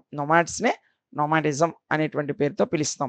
ఇక సెకండ్ వన్ వచ్చేసి పిలిగ్రమేజ్. సెకండ్ వన్ ఏంటన్నా pilgrimage. Pilgrimage is a journey to holy places as per the beliefs and faith. మనుషులకు ఉన్నటువంటి నమ్మకాలు, విశ్వాసాలను దృష్టిలో పెట్టుకొని వాళ్ళు వారి యొక్క పవిత్ర స్థలాలుగా భావించేటువంటి ప్లేసెస్‌కి జర్నీ చేస్తారు. దాన్నే పిలిగ్రమేజ్ అంటాం. పిలిగ్రమేజ్ అంటే హోలీ ప్లేసెస్ అమ్మ. పవిత్ర స్థలాలకి, తీర్థయాత్రలకు వెళ్తూ ఉంటారు చూసారా? దాన్నే మనం పిలిగ్రమేజ్ కింద చెప్తాం. అంటే ఉదాహరణకి హిందువులు తిరుపతి లాంటి ప్రదేశాలకెళ్తారు. కేదార్‌నాథ్, అమర్‌నాథ్, బద్రీనాథ్, అదేవిధంగా చాలా రకాల ప్లేసెస్‌కి టూర్‌కి వెళ్తూ ఉంటారు. అంటే హోలీ టూర్ అనమాట. పరిశుద్ధ ప్రదేశాలకి, పవిత్రమైన స్థలాలుగా భావించే ప్రదేశాలకెళ్తారు. క్రైస్తవులైతే జెరూసలేం వెళ్తారు. ముస్లింలైతే మక్కాకెళ్తారు. ఇవన్నీ కూడా, ఈ హోలీ టూర్స్ అన్నీ కూడా పిలిగ్రమేజ్ కిందకొస్తాయి. ఓకేనా? చూడండి, many religions attach importance to certains like birth or death of the founders of the spiritual awakening. ఈ హోలీ ప్లేస్‌లు ఏ విధంగా ఏర్పడ్డాయంటే ఆ మతానికి చెందినటువంటి స్థాపకులు ఎవరైతే ఉన్నారో వాళ్ళ బర్త్ ప్లేస్ గాని, అంటే జన్మించిన స్థలం గాని, డెత్ ప్లేస్ చనిపోయిన స్థలం గాని, ఆ ప్లేసులకి హోలీ టూర్‌కి వెళ్తుంటారు. These places have great significance for the believers. So, ఈ ప్లేసెస్ ఏవైతే ఉన్నాయో, వారు పుట్టిన స్థలాలు లేదా మరణించిన స్థలాలు ఏవైతే ఉన్నాయో, ఆ మతానికి చెందినటువంటి బిలీవర్స్ ఎవరైతే ఉన్నారో వాళ్ళకి అవి ప్రముఖమైనటువంటి స్థలాలుగా నిలుస్తాయి. In modern times pilgrimage has become a source of mass tourism. టూరిజంలో ఇదొక మాస్ టూరిజంగా పిలిగ్రిమేజ్ కూడా ప్రస్తుతం టూరిజంలో ఒక గొప్ప పాత్రను పోషిస్తుంది. So, because as development of transport and other facilities increased the number of people visiting such places increased too. So, ఈ పిలిగ్రిమేజ్‌లో ఒక టూరిజంలో ఈ పిలిగ్రిమేజ్ కూడా డెవలప్ అవ్వడానికి కారణం ఏంటంటే ట్రాన్స్‌పోర్ట్ బాగా డెవలప్ అయింది. సో, ప్రతి ప్లేస్‌కి కూడా ట్రాన్స్‌పోర్ట్ ఫెసిలిటీస్ ఉన్నాయి కాబట్టి చాలా ఎక్కువ మంది ఆ ప్లేసెస్‌ని సందర్శించుకోవడానికి ఇంట్రెస్ట్ చూపిస్తున్నారనమాట. ఓకేనా? థర్డ్ వన్ వచ్చేసి travel for trade and business. So, trade, బిజినెస్‌కి సంబంధించినటువంటి ట్రావెల్ అమ్మ. As trade routes were discovered and new lands opened up. So, ఎప్పుడైతే ట్రేడ్ రూట్స్ అంటే వాణిజ్య మార్గాలని కనుగొన్నారో అప్పటి నుంచి ప్రతి దేశానికి కూడా కొత్త కొత్త దేశాలు, కొత్త కొత్త ల్యాండ్స్ అనేవి ఈ ట్రేడ్‌లోకి వచ్చాయి. అంటే ఓపెన్ చేయబడ్డాయన్నమాట. So, people started moving from one place to another place. ఈ ట్రేడ్ మార్గాల ద్వారా ప్రజలు ఒక దేశం నుంచి మరొక దేశానికి, ఒక ప్రాంతం నుంచి మరొక ప్రాంతానికి వెళ్లి వ్యాపారాలు చేసుకోగలుగుతున్నారు. Soon trade began and exchanging of goods started which increased with the coming of the industrial revolution.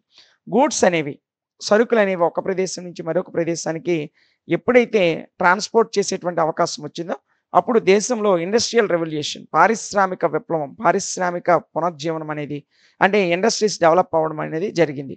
అంటే వస్తువులు ఎప్పుడైతే మనం ఒక ప్లేస్ నుంచి మరొక ప్లేస్‌కి తరలించగలమో, అప్పుడు ఆ వస్తువుల తయారీ డెవలప్ అవుతుంది. కాబట్టి ఎప్పుడైతే ట్రేడ్ రూట్స్ అనేవి డిస్కవర్ చేయబడ్డాయో, కనుగొనబడ్డాయో, ఇండస్ట్రియల్ రెవల్యూషన్ అనేది వచ్చింది. ఓకేనా? పారిశ్రామీకరణ అనేది వచ్చింది. ఇక సీ రూట్స్, ముఖ్యంగా ప్రధానంగా సీ రూట్స్ ఇందులో ప్రధాన పాత్రను పోషిస్తాయి. సముద్ర మార్గాలనేవి చాలా దూరంగా తక్కువ ఖర్చుతో షిప్పుల మీద సుదూర ప్రాంతాలకు వెళ్లి వ్యాపారం చేసుకోవడానికి అవకాశం కలుగుతుంది. ఓకేనా? సో, ఇక ఫోర్త్ వన్ చూసుకున్నట్లయితే travel for research and education. Education కోసం ట్రావెల్ చేయడం, రీసెర్చ్ కోసం ట్రావెల్ చేయడం కూడా ఇందులో ఒక యాస్పెక్ట్‌గా చెప్పొచ్చు. With passage of time movement of people begin for specific purposes. So, కొంతమంది ప్రజలు కొన్ని ప్రత్యేకమైన పర్పస్‌లో ఒక ప్లేస్ నుంచి మరొక ప్లేస్‌కి ట్రావెల్ చేస్తారు. Then people move to far flung places in search of good education. మంచి విద్యను అభ్యసించడం కొరకు ఒక ప్రదేశం నుంచి మరొక ప్రదేశానికి వెళ్తారు. ఉదాహరణకు మన దేశంలో మెడిసిన్ అనేది చాలా కాస్ట్‌లీగా ఉంది. అంటే ఎక్కువ కోట్ల రూపాయలు ఖర్చు పెట్టాల్సిన అవసరం ఉంది. అందుకే భారతదేశానికి చెందిన చాలామంది విద్యార్థులు ఉక్రెయిన్‌లో తక్కువ అమౌంట్‌తోనే చదువుకోవచ్చు కాబట్టి, అక్కడ మంచి ఎడ్యుకేషన్ కొరకు మన దేశం నుంచి ఉక్రెయిన్‌ని సందర్శిస్తూ ఉంటారు. ఓకేనా? This gave tremendous Boost to educational tourism. So, ఈ ఎడ్యుకేషన్ కోసం ఒక ప్లేస్ నుంచి మరొక ప్లేస్‌కి వెళ్ళడం అనేది ఎడ్యుకేషనల్ టూరిజం డెవలప్ అవ్వడానికి ఒక బూస్ట్‌గా పనిచేస్తుందన్నమాట. And innumerable schools and educational institutions for research have come up for flung areas. ఏ ఏరియాస్‌నైతే మనము సందర్శించాలనుకుంటున్నామో, ఆ ఏరియాస్‌లో ఈ టూరిజం డెవలప్ అయినప్పుడు అక్కడ వివిధ రకాల స్కూల్స్, ఎడ్యుకేషనల్ ఇన్‌స్టిట్యూషన్స్ ఇంకా డెవలప్ అవుతాయి. సో, ఉదాహరణకు మన దేశం నుంచి మెడిసిన్ కోసం ఎక్కువగా ఉక్రెయిన్ లాంటి, జార్జియా, ఉక్రెయిన్ లాంటి ప్రాంతాలకెళ్తారు. కాబట్టి ఎక్కువ మంది భారతీయులు విజిట్ చేయడం వల్ల అక్కడ ఇంకా ఎక్కువ మెడిసిన్ కాలేజెస్ వస్తాయి. ఎక్కువ మెడిసిన్ సెంటర్స్ వస్తాయి. అదే విధంగా అనేక రకాలైనటువంటి ఇన్‌స్టిట్యూషన్స్, అనేక రకాలైన స్కూల్స్ అక్కడ స్టార్ట్ కావడం అనేది జరుగుతుంది. ఈ విధంగా ఈ ఎడ్యుకేషనల్ టూరిజం అనేది డెవలప్ అవుతుంది. ఓకేనా?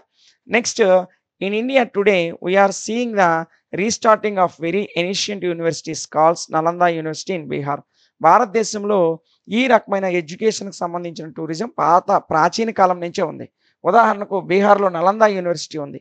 అప్పుడు పురాతన భారతదేశంలో అంటే పాకిస్తాన్, ఇండియాలో కలిసి ఉన్నప్పుడు తక్షశిల యూనివర్సిటీ ఉండేది. ఈ యూనివర్సిటీలకి ప్రపంచంలోని వివిధ రకాల మేధావులు వచ్చి చదువుకున్నారు. అంటే పురాతన కాలం నుంచే భారతదేశంలో ఎడ్యుకేషనల్ టూరిజం అనేది ఉంది. ఓకేనా? నెక్స్ట్, మల్టీ డెస్టినేషన్ టూరిజం అమ్మ. Today tourism has acquired many dimensions for various reasons.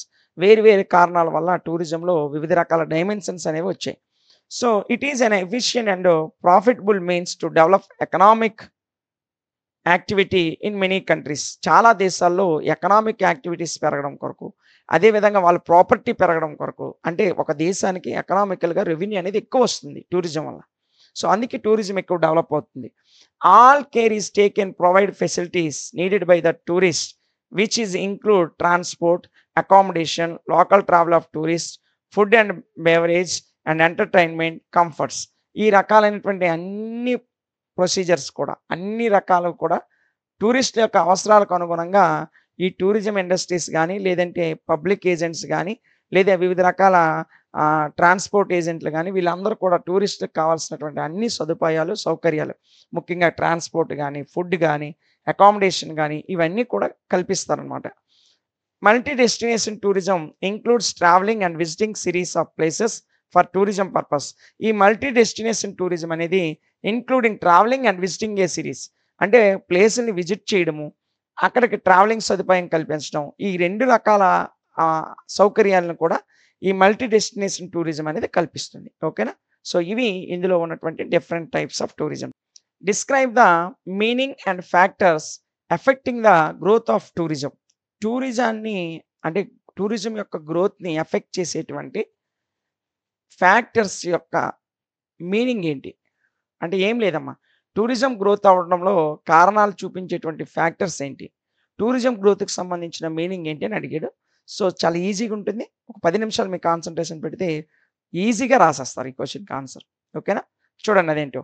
Tourism plays an important role in the social and economic development of the country. ఒక దేశం యొక్క సోషల్ డెవలప్‌మెంట్ బాగుండాలన్నా, economic development బాగుండాలన్నా అందులో ప్రధానమైనటువంటి ఒక important రోల్‌ని play చేస్తున్నది ఏదంటే tourism.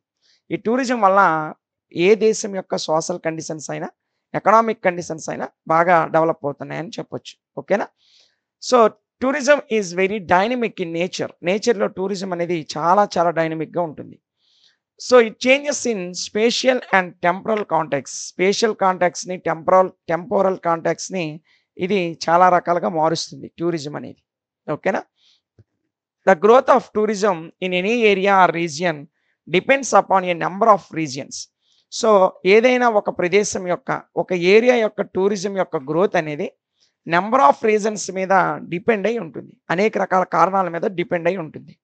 So, growth of tourism may be positive or negative. Tourism యొక్క గ్రోత్ అనేది పాజిటివ్‌గానైనా ఉండొచ్చు, నెగెటివ్‌గానైనా ఉండొచ్చు.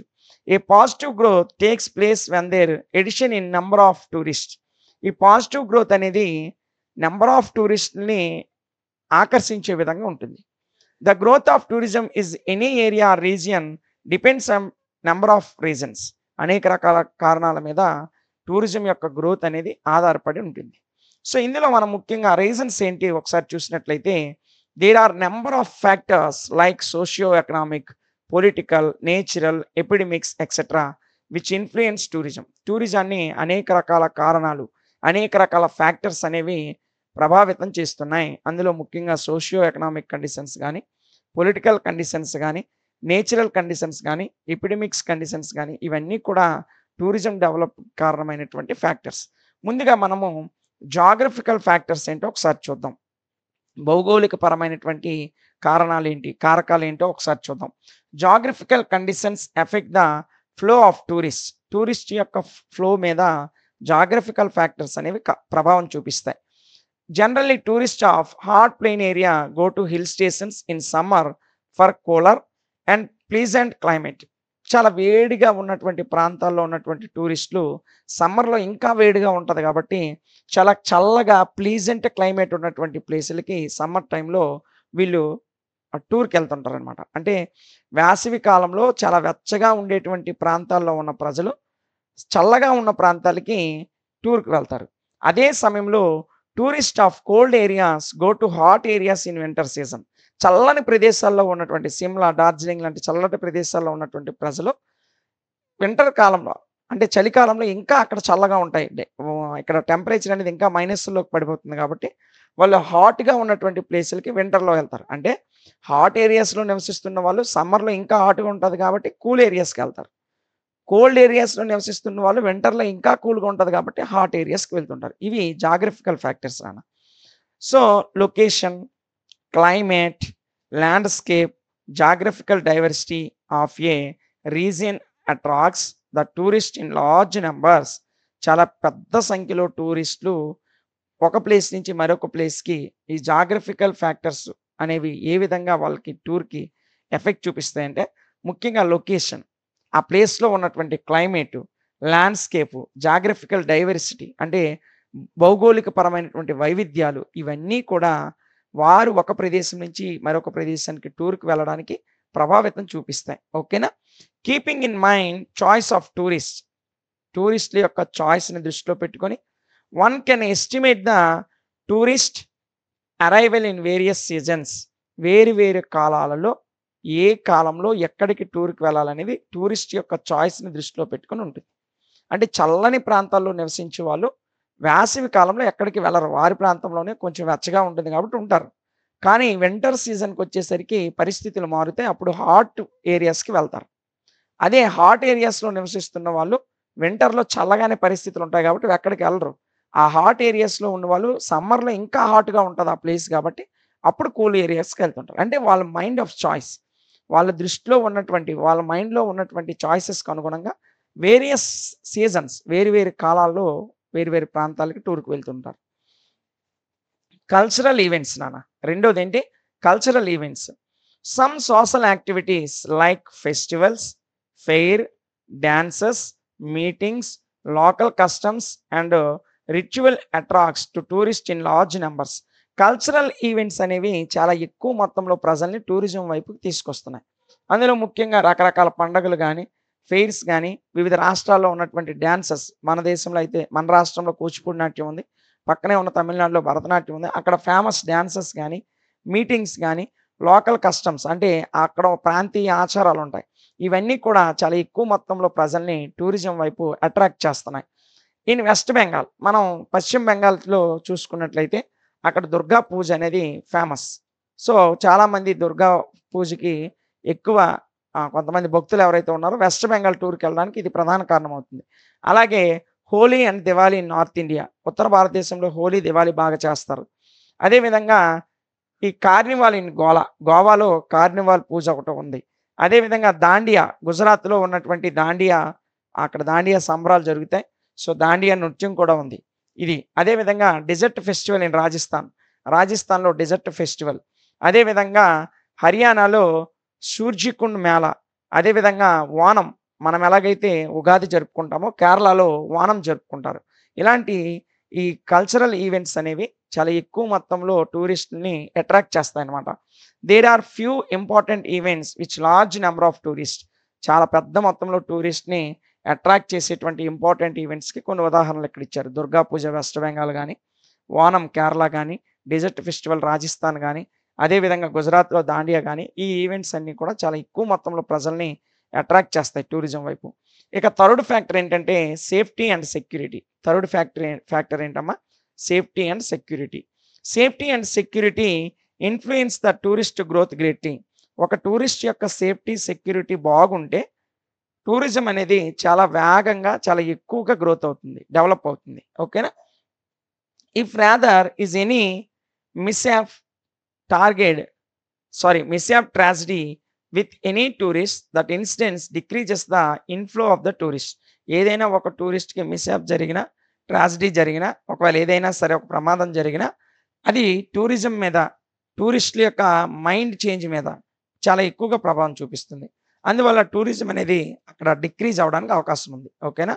Next each and every tourist wants his or her safety first. ప్రతి టూరిస్ట్ కూడా తన యొక్క సేఫ్టీనే ముందుగా కోరుకుంటాడు.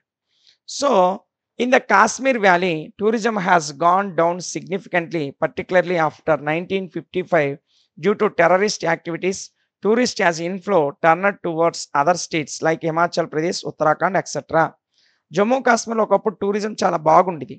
ఎప్పుడైతే 1985లో అక్కడ టెర్రరిస్ట్ అటాక్స్ జరిగాయో, అప్పటినుంచి కాశ్మీర్ వ్యాలీకి టూరిజానికి వెళ్ళే వాళ్ళ సంఖ్య రోజు రోజుకి తగ్గిపోతూ ఉంది. దానికి బదులుగా ప్రజలు హిమాచల్ ప్రదేశ్, ఉత్తరాఖండ్ లాంటి ప్రదేశాలకి వెళ్తున్నారు. సారీ. సో, అంటే ఏదైనా సరే ఫస్ట్ టూరిస్ట్‌ల యొక్క సేఫ్టీ ఇంపార్టెంట్. వాళ్ళ సేఫ్టీ వాళ్ళెళ్తున్న ప్లేస్‌లో సేఫ్టీ ఉంటేనే ఆ ప్లేస్‌కెళ్తారు. కాశ్మీర్ వ్యాలీలో 1985లో కాశ్మీర్ వ్యాలీలో అటాక్ జరగడం వల్ల అప్పటినుంచి ఇప్పటి వరకు అక్కడ టూరిజం అనేది రోజు రోజుకి డౌన్ అయిపోతూ ఉంది. దానికి బదులుగా ప్రజలు హిమాచల్ ప్రదేశ్, ఉత్తరాఖండ్ లాంటి రాష్ట్రాలకు వెళ్తున్నారు. ఓకేనా? నాలుగో ఫ్యాక్టర్ ఏంటంటే ఎకనామిక్ ఫ్యాక్టర్స్ నాన్న. So the economic conditions of people also effect tourism. ప్రజల యొక్క ఎకనామిక్ కండిషన్స్ అంటే వాళ్ళ దగ్గర డబ్బు ఉన్నటువంటి డబ్బుని బట్టి కూడా టూరిజం డిపెండ్ అయి ఉంటుంది. So people having high income generally travel more as compare to the lower class because they have high purchasing power. ఎవరికైతే ఎక్కువ డబ్బులు ఉంటాయో వాళ్ళు లోవర్ క్లాస్తో పోల్చుకుంటే ఎక్కువ ప్లేసులకి టూర్కి వెళ్తారు, ఎక్కువ ఖర్చు పెడతారు టూరిజం మీద. కాబట్టి వాళ్ళకి పర్చేసింగ్ పవర్ అనేది ఎక్కువగా ఉంటుంది కాబట్టి వివిధ రకాల ప్లేసులకి, వివిధ రకాల ప్లేసుల్లో లగ్జరీ అంటే లగ్జరీ సర్వీసెస్‌ని పొందుకోవడానికి అవకాశం ఉంటుంది. They can spend much money on travel land tourism activities. So travel land మీద గానీ, అదేవిధంగా టూరిజం యాక్టివిటీస్ మీద గానీ వాళ్ళు ఎక్కువ డబ్బులు ఖర్చు పెట్టగలిగేటువంటి స్థాయి ఉంటది హై పీపుల్‌కి. లో పీపుల్‌కి ఆ స్థాయి ఉండదు కాబట్టి వాళ్ళు ఎక్కువగా టూరిజం వైపు అట్రాక్ట్ అవ్వరు. కాబట్టి ఎకనామిక్ ఫ్యాక్టర్స్ కూడా టూరిజం మీద చాలా ఎక్కువ ప్రభావం చూపిస్తది. ఇక చివరగా ఫెసిలిటీస్ అండ్ సర్వీసెస్. టూరిస్టులకి కల్పించేటువంటి ఫెసిలిటీస్, సర్వీసెస్ కూడా టూరిజం డెవలప్ అవ్వడానికి ఒక ఫ్యాక్టర్ అమ్మ. So there are various infrastructural facilities and services which determine the tourist traffic tremendously. Tourist యొక్క ట్రాఫిక్ ట్రెమెండస్లీ అంటే చాలా ప్రభావవంతమైనటువంటి సర్వీసెస్, ఫెసిలిటీస్ టూరిస్టులకు కల్పిస్తారు. So these include accommodation. ఈ యొక్క సర్వీసెస్‌లో ఏమేమి ఉంటాయంటే అకామిడేషన్ కల్పిస్తారు, హోటల్ బుకింగ్ ఉంటది, యాక్సెసిబిలిటీ ఉంటది, ట్రాన్స్‌పోర్ట్ కల్పిస్తారు, బ్యాంకింగ్ సర్వీసెస్ కల్పిస్తారు, మంచి కమ్యూనికేషన్ ఉంటది, బుకింగ్స్ ఉంటాయి, గైడ్స్‌ని ఏర్పాటు చేస్తారు, రిక్రియేషనల్ యాక్టివిటీస్ ఉంటాయి. ఇవన్నీ కూడా వాళ్ళు రీక్రియేట్ అవ్వడానికి, వాళ్ళు రిలాక్స్ అవ్వడానికి అనేక రకాల యాక్టివిటీస్‌ని కూడా కల్పిస్తారు. ఇలాంటి సర్వీసెస్ అన్నీ కూడా టూరిస్టులకి ప్రొవైడ్ చేస్తారనమాట. కాబట్టి ఇవి కూడా టూరిజం డెవలప్ అవ్వడానికి మెయిన్ రోల్ ప్లే చేస్తాయి. ఓకేనా? So the availability and quality of these services. ఈ సర్వీసెస్ ఎంత అవైలబిలిటీగా ఉంటాయో, ఎంత క్వాలిటీగా ఉంటాయో దాని మీద attracts or discourage the tourist to visit any area. ఏదైనా ఒక ప్రాంతాన్ని ఒక టూరిస్టు విజిట్ చేయాలన్నా, లేదా ఆ టూరిస్టులు దాన్ని డిస్కరేజ్ చేయాలన్నా అంటే ఆ ప్లేస్‌లో టూరిజాన్ని ఎంకరేజ్ చేయాలన్నా, డిస్కరేజ్ చేయాలన్నా దేని మీద డిపెండ్ అయ్యి ఉంటదంటే, వాళ్ళకి అందించేటువంటి ఈ సర్వీసెస్ ఏవైతే ఉన్నాయో, ఆ సర్వీసెస్ యొక్క అవైలబిలిటీ మరియు ఆ సర్వీసెస్ యొక్క క్వాలిటీ బాగుంటే, అక్కడ టూరిజం అనేది బాగా డెవలప్ అవుతుంది. క్వాలిటీ గాని, అవైలబిలిటీ గాని బాగోకపోతే, అక్కడ టూరిజం అనేది డిస్కరేజ్ చేయబడుతుంది. ఓకేనా?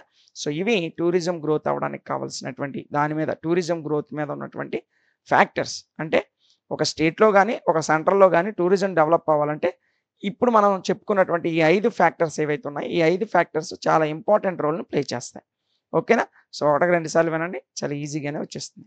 Write about the history of tourism in Andhra Pradesh.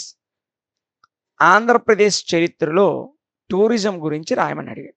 అంటే ఆంధ్రప్రదేశ్‌లో టూరిజం ఎప్పుడు స్టార్ట్ అయింది? ఎలా డెవలప్ అయింది? అనే దాని హిస్టరీ చెప్పమని, రాయమని అడిగాడు. అదేంటో ఒకసారి చూద్దాం. Andhra Pradesh is one of the 28 states of India whose recorded history begins in the Vedic period. భారతదేశంలో ఉన్నటువంటి 28 రాష్ట్రాల్లో ఆంధ్రప్రదేశ్ ఒకటి. ఆంధ్రప్రదేశ్ యొక్క టూరిజం హిస్టరీ అనేది వేదకాలం నుంచి ప్రారంభమైందని చెప్పొచ్చు. It is mentioned in Sanskrit epics such as Aitareya Brahmana 800 BCE. So వేదకాలం నుంచి ఆంధ్రప్రదేశ్‌లో టూరిజం ఉంది అని చెప్పడానికి కొన్ని రకాల హిస్టారికల్ ఎవిడెన్స్ ఉన్నాయి. ముందుగా సాంస్క్రిట్ ఎపిక్స్ సంస్కృతంలో రాసినటువంటి రాయబడినటువంటి ఎపిక్స్. అందులో ప్రధానంగా ఐత్రేయ బ్రాహ్మణ అనేటువంటి గ్రంథము క్రీస్తు పూర్వము 800 సంవత్సరం అంటే 9వ శతాబ్దం అనమాట. అప్పట్లో ఐత్రేయ బ్రాహ్మణ అనేది సాంస్క్రిట్ లిపిలో సాంస్క్రిట్ భాషలో రాయబడినటువంటి గ్రంథం. ఈ గ్రంథము ఆంధ్రప్రదేశ్‌లో ఖచ్చితంగా ఈ టూరిజం అనేది ప్రారంభమైందని చెప్తుంది. అశాక Mahajanapada 700 to 300 BCE was an ancient kingdom located between Godavari and Krishna reverse. ఇక్కడ అశాక అని పెట్టాడు, అస్మక నాన్న. అస్మక అంటే 18 మహాజనపదాల్లో షోడశ మహాజనపదాలు 16 మహాజనపదాలు ఉన్నాయి. ఆ 16 మహాజనపదాల్లో దక్షిణ భారతదేశంలో ఒకే ఒక జనపదం ఉంది. దాన్ని అస్మక మహాజనపదం అంటాం. ఈ అస్మక మహాజనపదం గోదావరి, కృష్ణా 2 నదుల మధ్యలో అంటే గోదావరి నదికి, కృష్ణా నదికి మధ్య ఉన్న ప్రాంతాన్ని మొత్తము మహాజనపదాల కాలంలో అస్మక అనే పేరుతో పిలిచేవారు. అంటే క్రీస్తు పూర్వము 700 నుంచి 300 వరకు ఈ మధ్య కాలంలో అస్మక అనేటువంటి మహాజనపదం ఉంది. అదేవిధంగా ఆత్రేయ బ్రాహ్మణ అనేటువంటి సాంస్క్రిట్ ఎపిక్ కూడా సాంస్క్రిట్‌కి చెందినటువంటి అంటే సంస్కృత భాషలో రాయబడిన ఎపిక్ కూడా ఆంధ్రప్రదేశ్‌లో క్రీస్తు పూర్వం నుంచే చరిత్రలో ఈ యొక్క టూరిజం అనేది ఉంది. వేదిక్ పీరియడ్ నుండి వేదకాలం నుండి ఉంది అని చెప్పడానికి ఎవిడెన్సెస్‌గా ఉన్నాయి. So, southern India is mentioned in the epics of the Buddha and Jainist literature. అదేవిధంగా ఆంధ్రప్రదేశ్‌లో వేదకాలం నుంచే టూరిజం ఉందని చెప్పడానికి బౌద్ధ మతానికి, జైన మతానికి చెందిన సాహిత్య గ్రంథాలు కూడా తెలియజేస్తున్నాయి. ఓకేనా? Andhra is mentioned in the Ashoka inscriptions that reigned in 250 BC. క్రీస్తు పూర్వం 250వ సంవత్సరంలో అశోకుడు ఆంధ్ర ప్రాంతాన్ని పరిపాలించాడు అని ఆయన యొక్క అశోక ఇన్స్క్రిప్షన్స్ అశోకుడు వేసినటువంటి శాసనాలు తెలియజేస్తున్నాయి. The zenith of Andhra was begin during the Satavahanas who ruled Andhra. మొట్టమొదటిసారిగా ఆంధ్ర యొక్క వైభవం జెనిత్‌కి అంటే ఉన్నత స్థానానికి వెళ్ళినటువంటి టైం ఎప్పుడంటే శాతవాహనులు ఆంధ్ర ప్రాంతాన్ని పరిపాలించినప్పుడు ఆంధ్రప్రదేశ్ యొక్క వైభవం అనేది జెనిత్ అంటే ఉన్నత స్థానానికి వెళ్ళిందని చెప్పొచ్చు. ఆఫ్టర్ ద శాతవాహనుల తర్వాత it was ruled like Ikshvaka, eastern Chalukya, Kakatiyas and Vijayanagara, Mughals and Asaf Jahs. శాతవాహనులు అంతమైపోయిన తర్వాత చాలామంది రాజులు పరిపాలించారు. చాలా రాజవంశాలు ఆంధ్ర ప్రాంతాన్ని పరిపాలించాయి. అందులో ముఖ్యంగా ఇక్ష్వాకులు పరిపాలించారు విజయపురిని కేంద్రంగా చేసుకొని. ఈస్టర్న్ చాళుక్యులు అంటే తూర్పు చాళుక్యులు పరిపాలించారు బాదామిని రాజధానిగా చేసుకొని. కాకతీయులు పరిపాలించారు వరంగల్ని రాజధానిగా చేసుకొని. ఆ తర్వాత విజయనగర రాజులు వచ్చారు హంపీని రాజధానిగా చేసుకొని పరిపాలించారు. మొఘలులు వచ్చారు ఢిల్లీని రాజధానిగా చేసుకొని ఆంధ్ర ప్రాంతాన్ని పరిపాలించారు. ఆ తర్వాత ఆసిఫ్ జాహీస్ వచ్చారు, వాళ్ళు కూడా ఆంధ్ర ప్రాంతాన్ని పరిపాలించారు. In mean while the Europeans were arrived to Andhra and taken over. వీళ్ళందరి తర్వాత చివరగా యూరోపియన్స్ అంటే బ్రిటిష్ వాళ్ళు వచ్చి భారతదేశంలో ఆంధ్ర ప్రాంతాన్ని కూడా వారి అండర్లోకి తీసుకున్నారు. ఓకేనా? Next history of tourism in AP. ఆంధ్రప్రదేశ్లో టూరిజం యొక్క చరిత్ర గురించి మాట్లాడుకున్నట్లయితే Andhra Pradesh India is known for its glorious past. భారతదేశ చరిత్రలోనే గ్లోరియస్ పాస్ట్గా ఆంధ్రప్రదేశ్ నిలుస్తుంది. సో ద ఎనిషియంట్ టెంపుల్స్ ప్రాచీనమైనటువంటి దేవాలయాలు, monuments, forts, palace, old markets are the testimony to rich history, culture and architecture. ఆంధ్రప్రదేశ్లో ఉన్నటువంటి పురాతన దేవాలయాలు, అదేవిధంగా మాన్యుమెంట్స్ చారిత్రక కట్టడాలు, అదేవిధంగా ఫోర్ట్స్ కోటలు, అదేవిధంగా ప్యాలెసెస్ అంటే రాజా హాళ్ళు, ఓల్డ్ మార్కెట్స్ చాలా పురాతన మార్కెట్లు, ఇవన్నీ కూడా ఆంధ్రప్రదేశ్ యొక్క రిచ్ హిస్టరీని, ఒక రిచ్ కల్చర్ని, అదేవిధంగా ఆర్కిటెక్చర్ని తెలియజేస్తున్నాయి. ఓకేనా? Next there are many sacred pilgrimage shrines in Andhra Pradesh. ఆంధ్రప్రదేశ్లో వివిధ రకాల పిలిగ్రిమేజ్ స్తూపాలు అంటే వివిధ మతాలకు చెందినటువంటి బౌద్ధ మతానికి చెందిన స్తూపాలు, జైన మతానికి చెందినటువంటి స్తూపాలు, దేవాలయాలు ఇవన్నీ కూడా ఆంధ్రప్రదేశ్లో చాలా ఎక్కువగానే ఉన్నాయి. Andhra Pradesh is blessed with breathtaking natural beauty. Andhra Pradesh సాధారణంగా దేంతో బ్లెస్ చేయబడింది, దేంతో దీవించబడింది అంటే నేచురల్ బ్యూటీ అనేది. ఆంధ్రప్రదేశ్ చుట్టూ 3 వైపులా అంటే సాధారణంగా అక్కడ పైన శ్రీకాకుళం జిల్లా నుండి కిందనున్నటువంటి నెల్లూరు జిల్లా వరకు దాదాపు చిత్తూరు జిల్లా వరకు కోస్టల్ ఏరియా ఉంది. చుట్టూ చాలా రకాల ప్రకృతి సౌందర్యాలన్నీ ఆంధ్రప్రదేశ్లో ఉన్నాయి. సో అవేంటో ఒకసారి చూద్దాం. By Misty hills and dense ఫారెస్టెస్, undulating mountains, silvery cascades, and shimmering rivers. Andhra Pradesh is home to many famous hill stations, wildlife sanctuaries, national parks, and vision beaches. The rich cultural heritage, ancient architecture, and historical importance of made our state is one of the top tourist destinations in India. భారతదేశంలో ఆంధ్రప్రదేశ్లో అన్ని రకాల tourist destinations ఉన్నాయి. National parks ఉన్నాయి, bird sanctuary ఉంది, wild life sanctuaries ఉన్నాయి, hill stations ఉన్నాయి, mountains ఉన్నాయి. అదేవిధంగా వివిధ రకాలైనటువంటి ప్రకృతికి సంబంధించినటువంటి అన్ని అంశాలు కూడా ఆంధ్రప్రదేశ్లో ఉన్నాయి. బొర్రా కేవ్స్ ఉన్నాయి, అదేవిధంగా రిషికొండ వ్యాలీస్ ఉంది, హర్సిలీ హిల్స్ ఉంది, తలకోన జలపాతం ఉంది. ఇలా అన్ని రకాలైనటువంటి వివిధ రకాలైనటువంటి ప్రకృతికి సంబంధించిన టూరిస్ట్ డెస్టినేషన్స్ అన్నీ కూడా ఆంధ్రప్రదేశ్లో ఉన్నాయి. ఓకేనా? Next wild life sanctuaries. ఆంధ్రప్రదేశ్‌లో వైల్డ్ లైఫ్ శాంక్చురీస్ అనేది బాగా డెవలప్ అయిందమ్మా.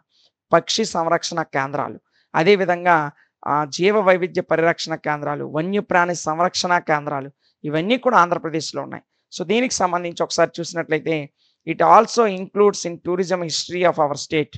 ఈ wild life sanctuary Andhra Pradesh tourism యొక్క హిస్టరీలో ఒక ప్రధానమైన పాత్రను పోషిస్తుంది.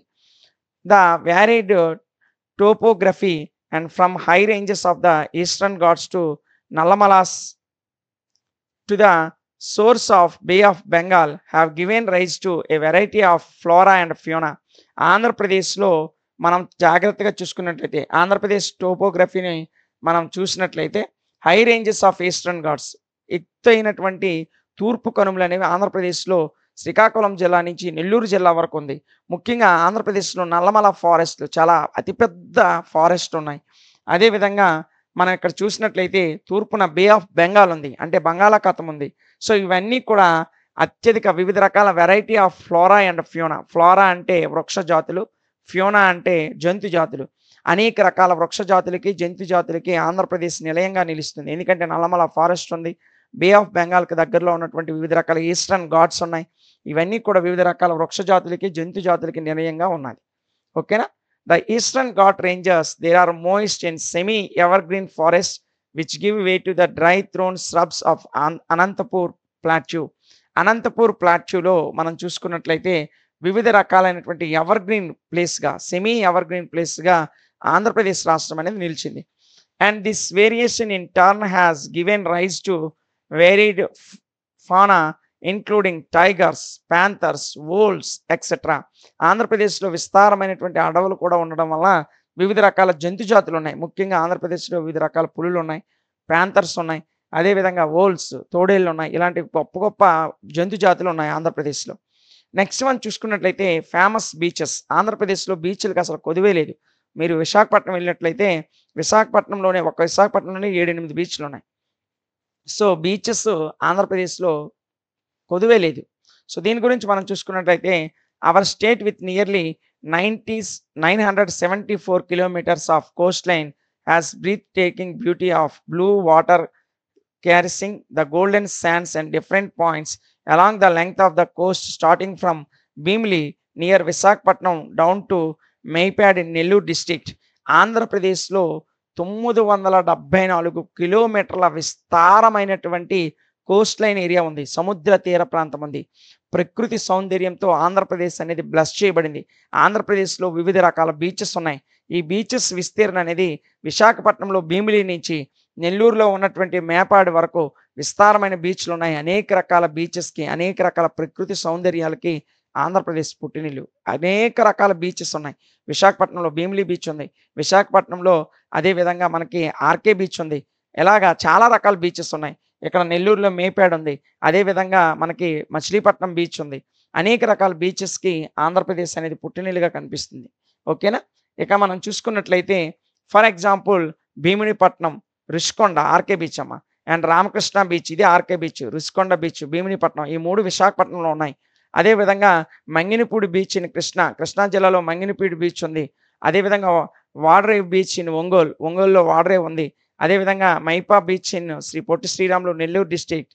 These are all creating history in టూరిజంలో హిస్టరీ క్రియేట్ చేయడంలో ఈ బీచెస్ అన్నీ కూడా చాలా ప్రధానమైనటువంటి పాత్రను పోషిస్తున్నాయి. ఓకేనా? అదేవిధంగా art and architecture in the history of tourism. Andhra Pradesh tourism చరిత్రలో ఆర్ట్కి, ఆర్కిటెక్చర్కి కూడా ప్లేస్ ఉంది. ఇదేంటి ఒకసారి చూసినట్లయితే Andhra's artistic heritage is remarkable. So, మొత్తం దేశ చరిత్రలోనే ఆర్ట్ అండ్ ఆర్కిటెక్చర్ విధానంలో ఆంధ్రప్రదేశ్కి ఒక గ్రేట్ హిస్టరీ ఉందమ్మా. Amaravati and Nagarjuna Konda are 2 of the most famous places of Buddhism. బౌద్ధ మతానికి సంబంధించి ఆంధ్రప్రదేశ్లో గుంటూరు జిల్లాలో ఉన్నటువంటి అమరావతి కానీ, నాగార్జున కొండ కానీ, ఇవి 2 బౌద్ధ మతానికి చెందినటువంటి ఫేమస్ ప్లేసెస్. ఇవి 2 గుంటూరు జిల్లాలోనే ఉన్నాయమ్మా. ఏంటంటే ఒకటి అమరావతి, ఇంకొకటేమో నాగార్జున కొండ. అదేవిధంగా మనం చూసుకున్నట్లయితే నాగార్జున కొండ also known as the south of the Sarnath. ఈ నాగార్జున కొండ ప్రాంతాన్నే సారనాథ్ యొక్క దక్షిణ ద్వారము అని పిలుస్తాం. ఓకేనా? It is associated with the name of Acharya Nagarjuna. ఈ నాగార్జున కొండకు ఆ పేరు ఎలాగొచ్చిందంటే బౌద్ధ మతానికి చెందిన ఫేమస్ బౌద్ధ సన్యాసి అయినటువంటి ఆచార్య నాగార్జునుడు. ఈయన శాతవాహనుల కాలంలో ఉన్నటువంటి బౌద్ధ మత గురువు. ఆయన పేరు మీదే గుంటూరు జిల్లాలో నాగార్జున కొండ అనేటువంటి ఒక కొత్త ప్లేస్‌ని, ఒక సరికొత్త ప్లేస్‌ని ఆ కాలంలో డెవలప్ చేశారు. దాన్నే మనం బౌద్ధ మతానికి చెందిన ఫేమస్ ప్లేస్‌గా ఈ రోజుకి కూడా చరిత్రలో అది మిగిలిపోయింది. అండ్ ఫౌండర్ ఆఫ్ ద మాధ్యమిక స్కూల్ ఆఫ్ మహాయాన బుద్ధిజం. బుద్ధిజంకి సంబంధించిన మహాయాన బుద్ధిజం యొక్క ఫౌండర్‌గా ఆచార్య నాగార్జునుడిని చెప్తాం. ఆ ఆచార్య నాగార్జునుడి పేరు మీద బౌద్ధ మతానికి చెందినటువంటి పవిత్ర స్థలం అక్కడ డెవలప్ చేయబడింది. And Guntapalli, Vijayawada, Undavalli are some of the landmarks of the golden age of art and architecture in tourism history of Andhra Pradesh.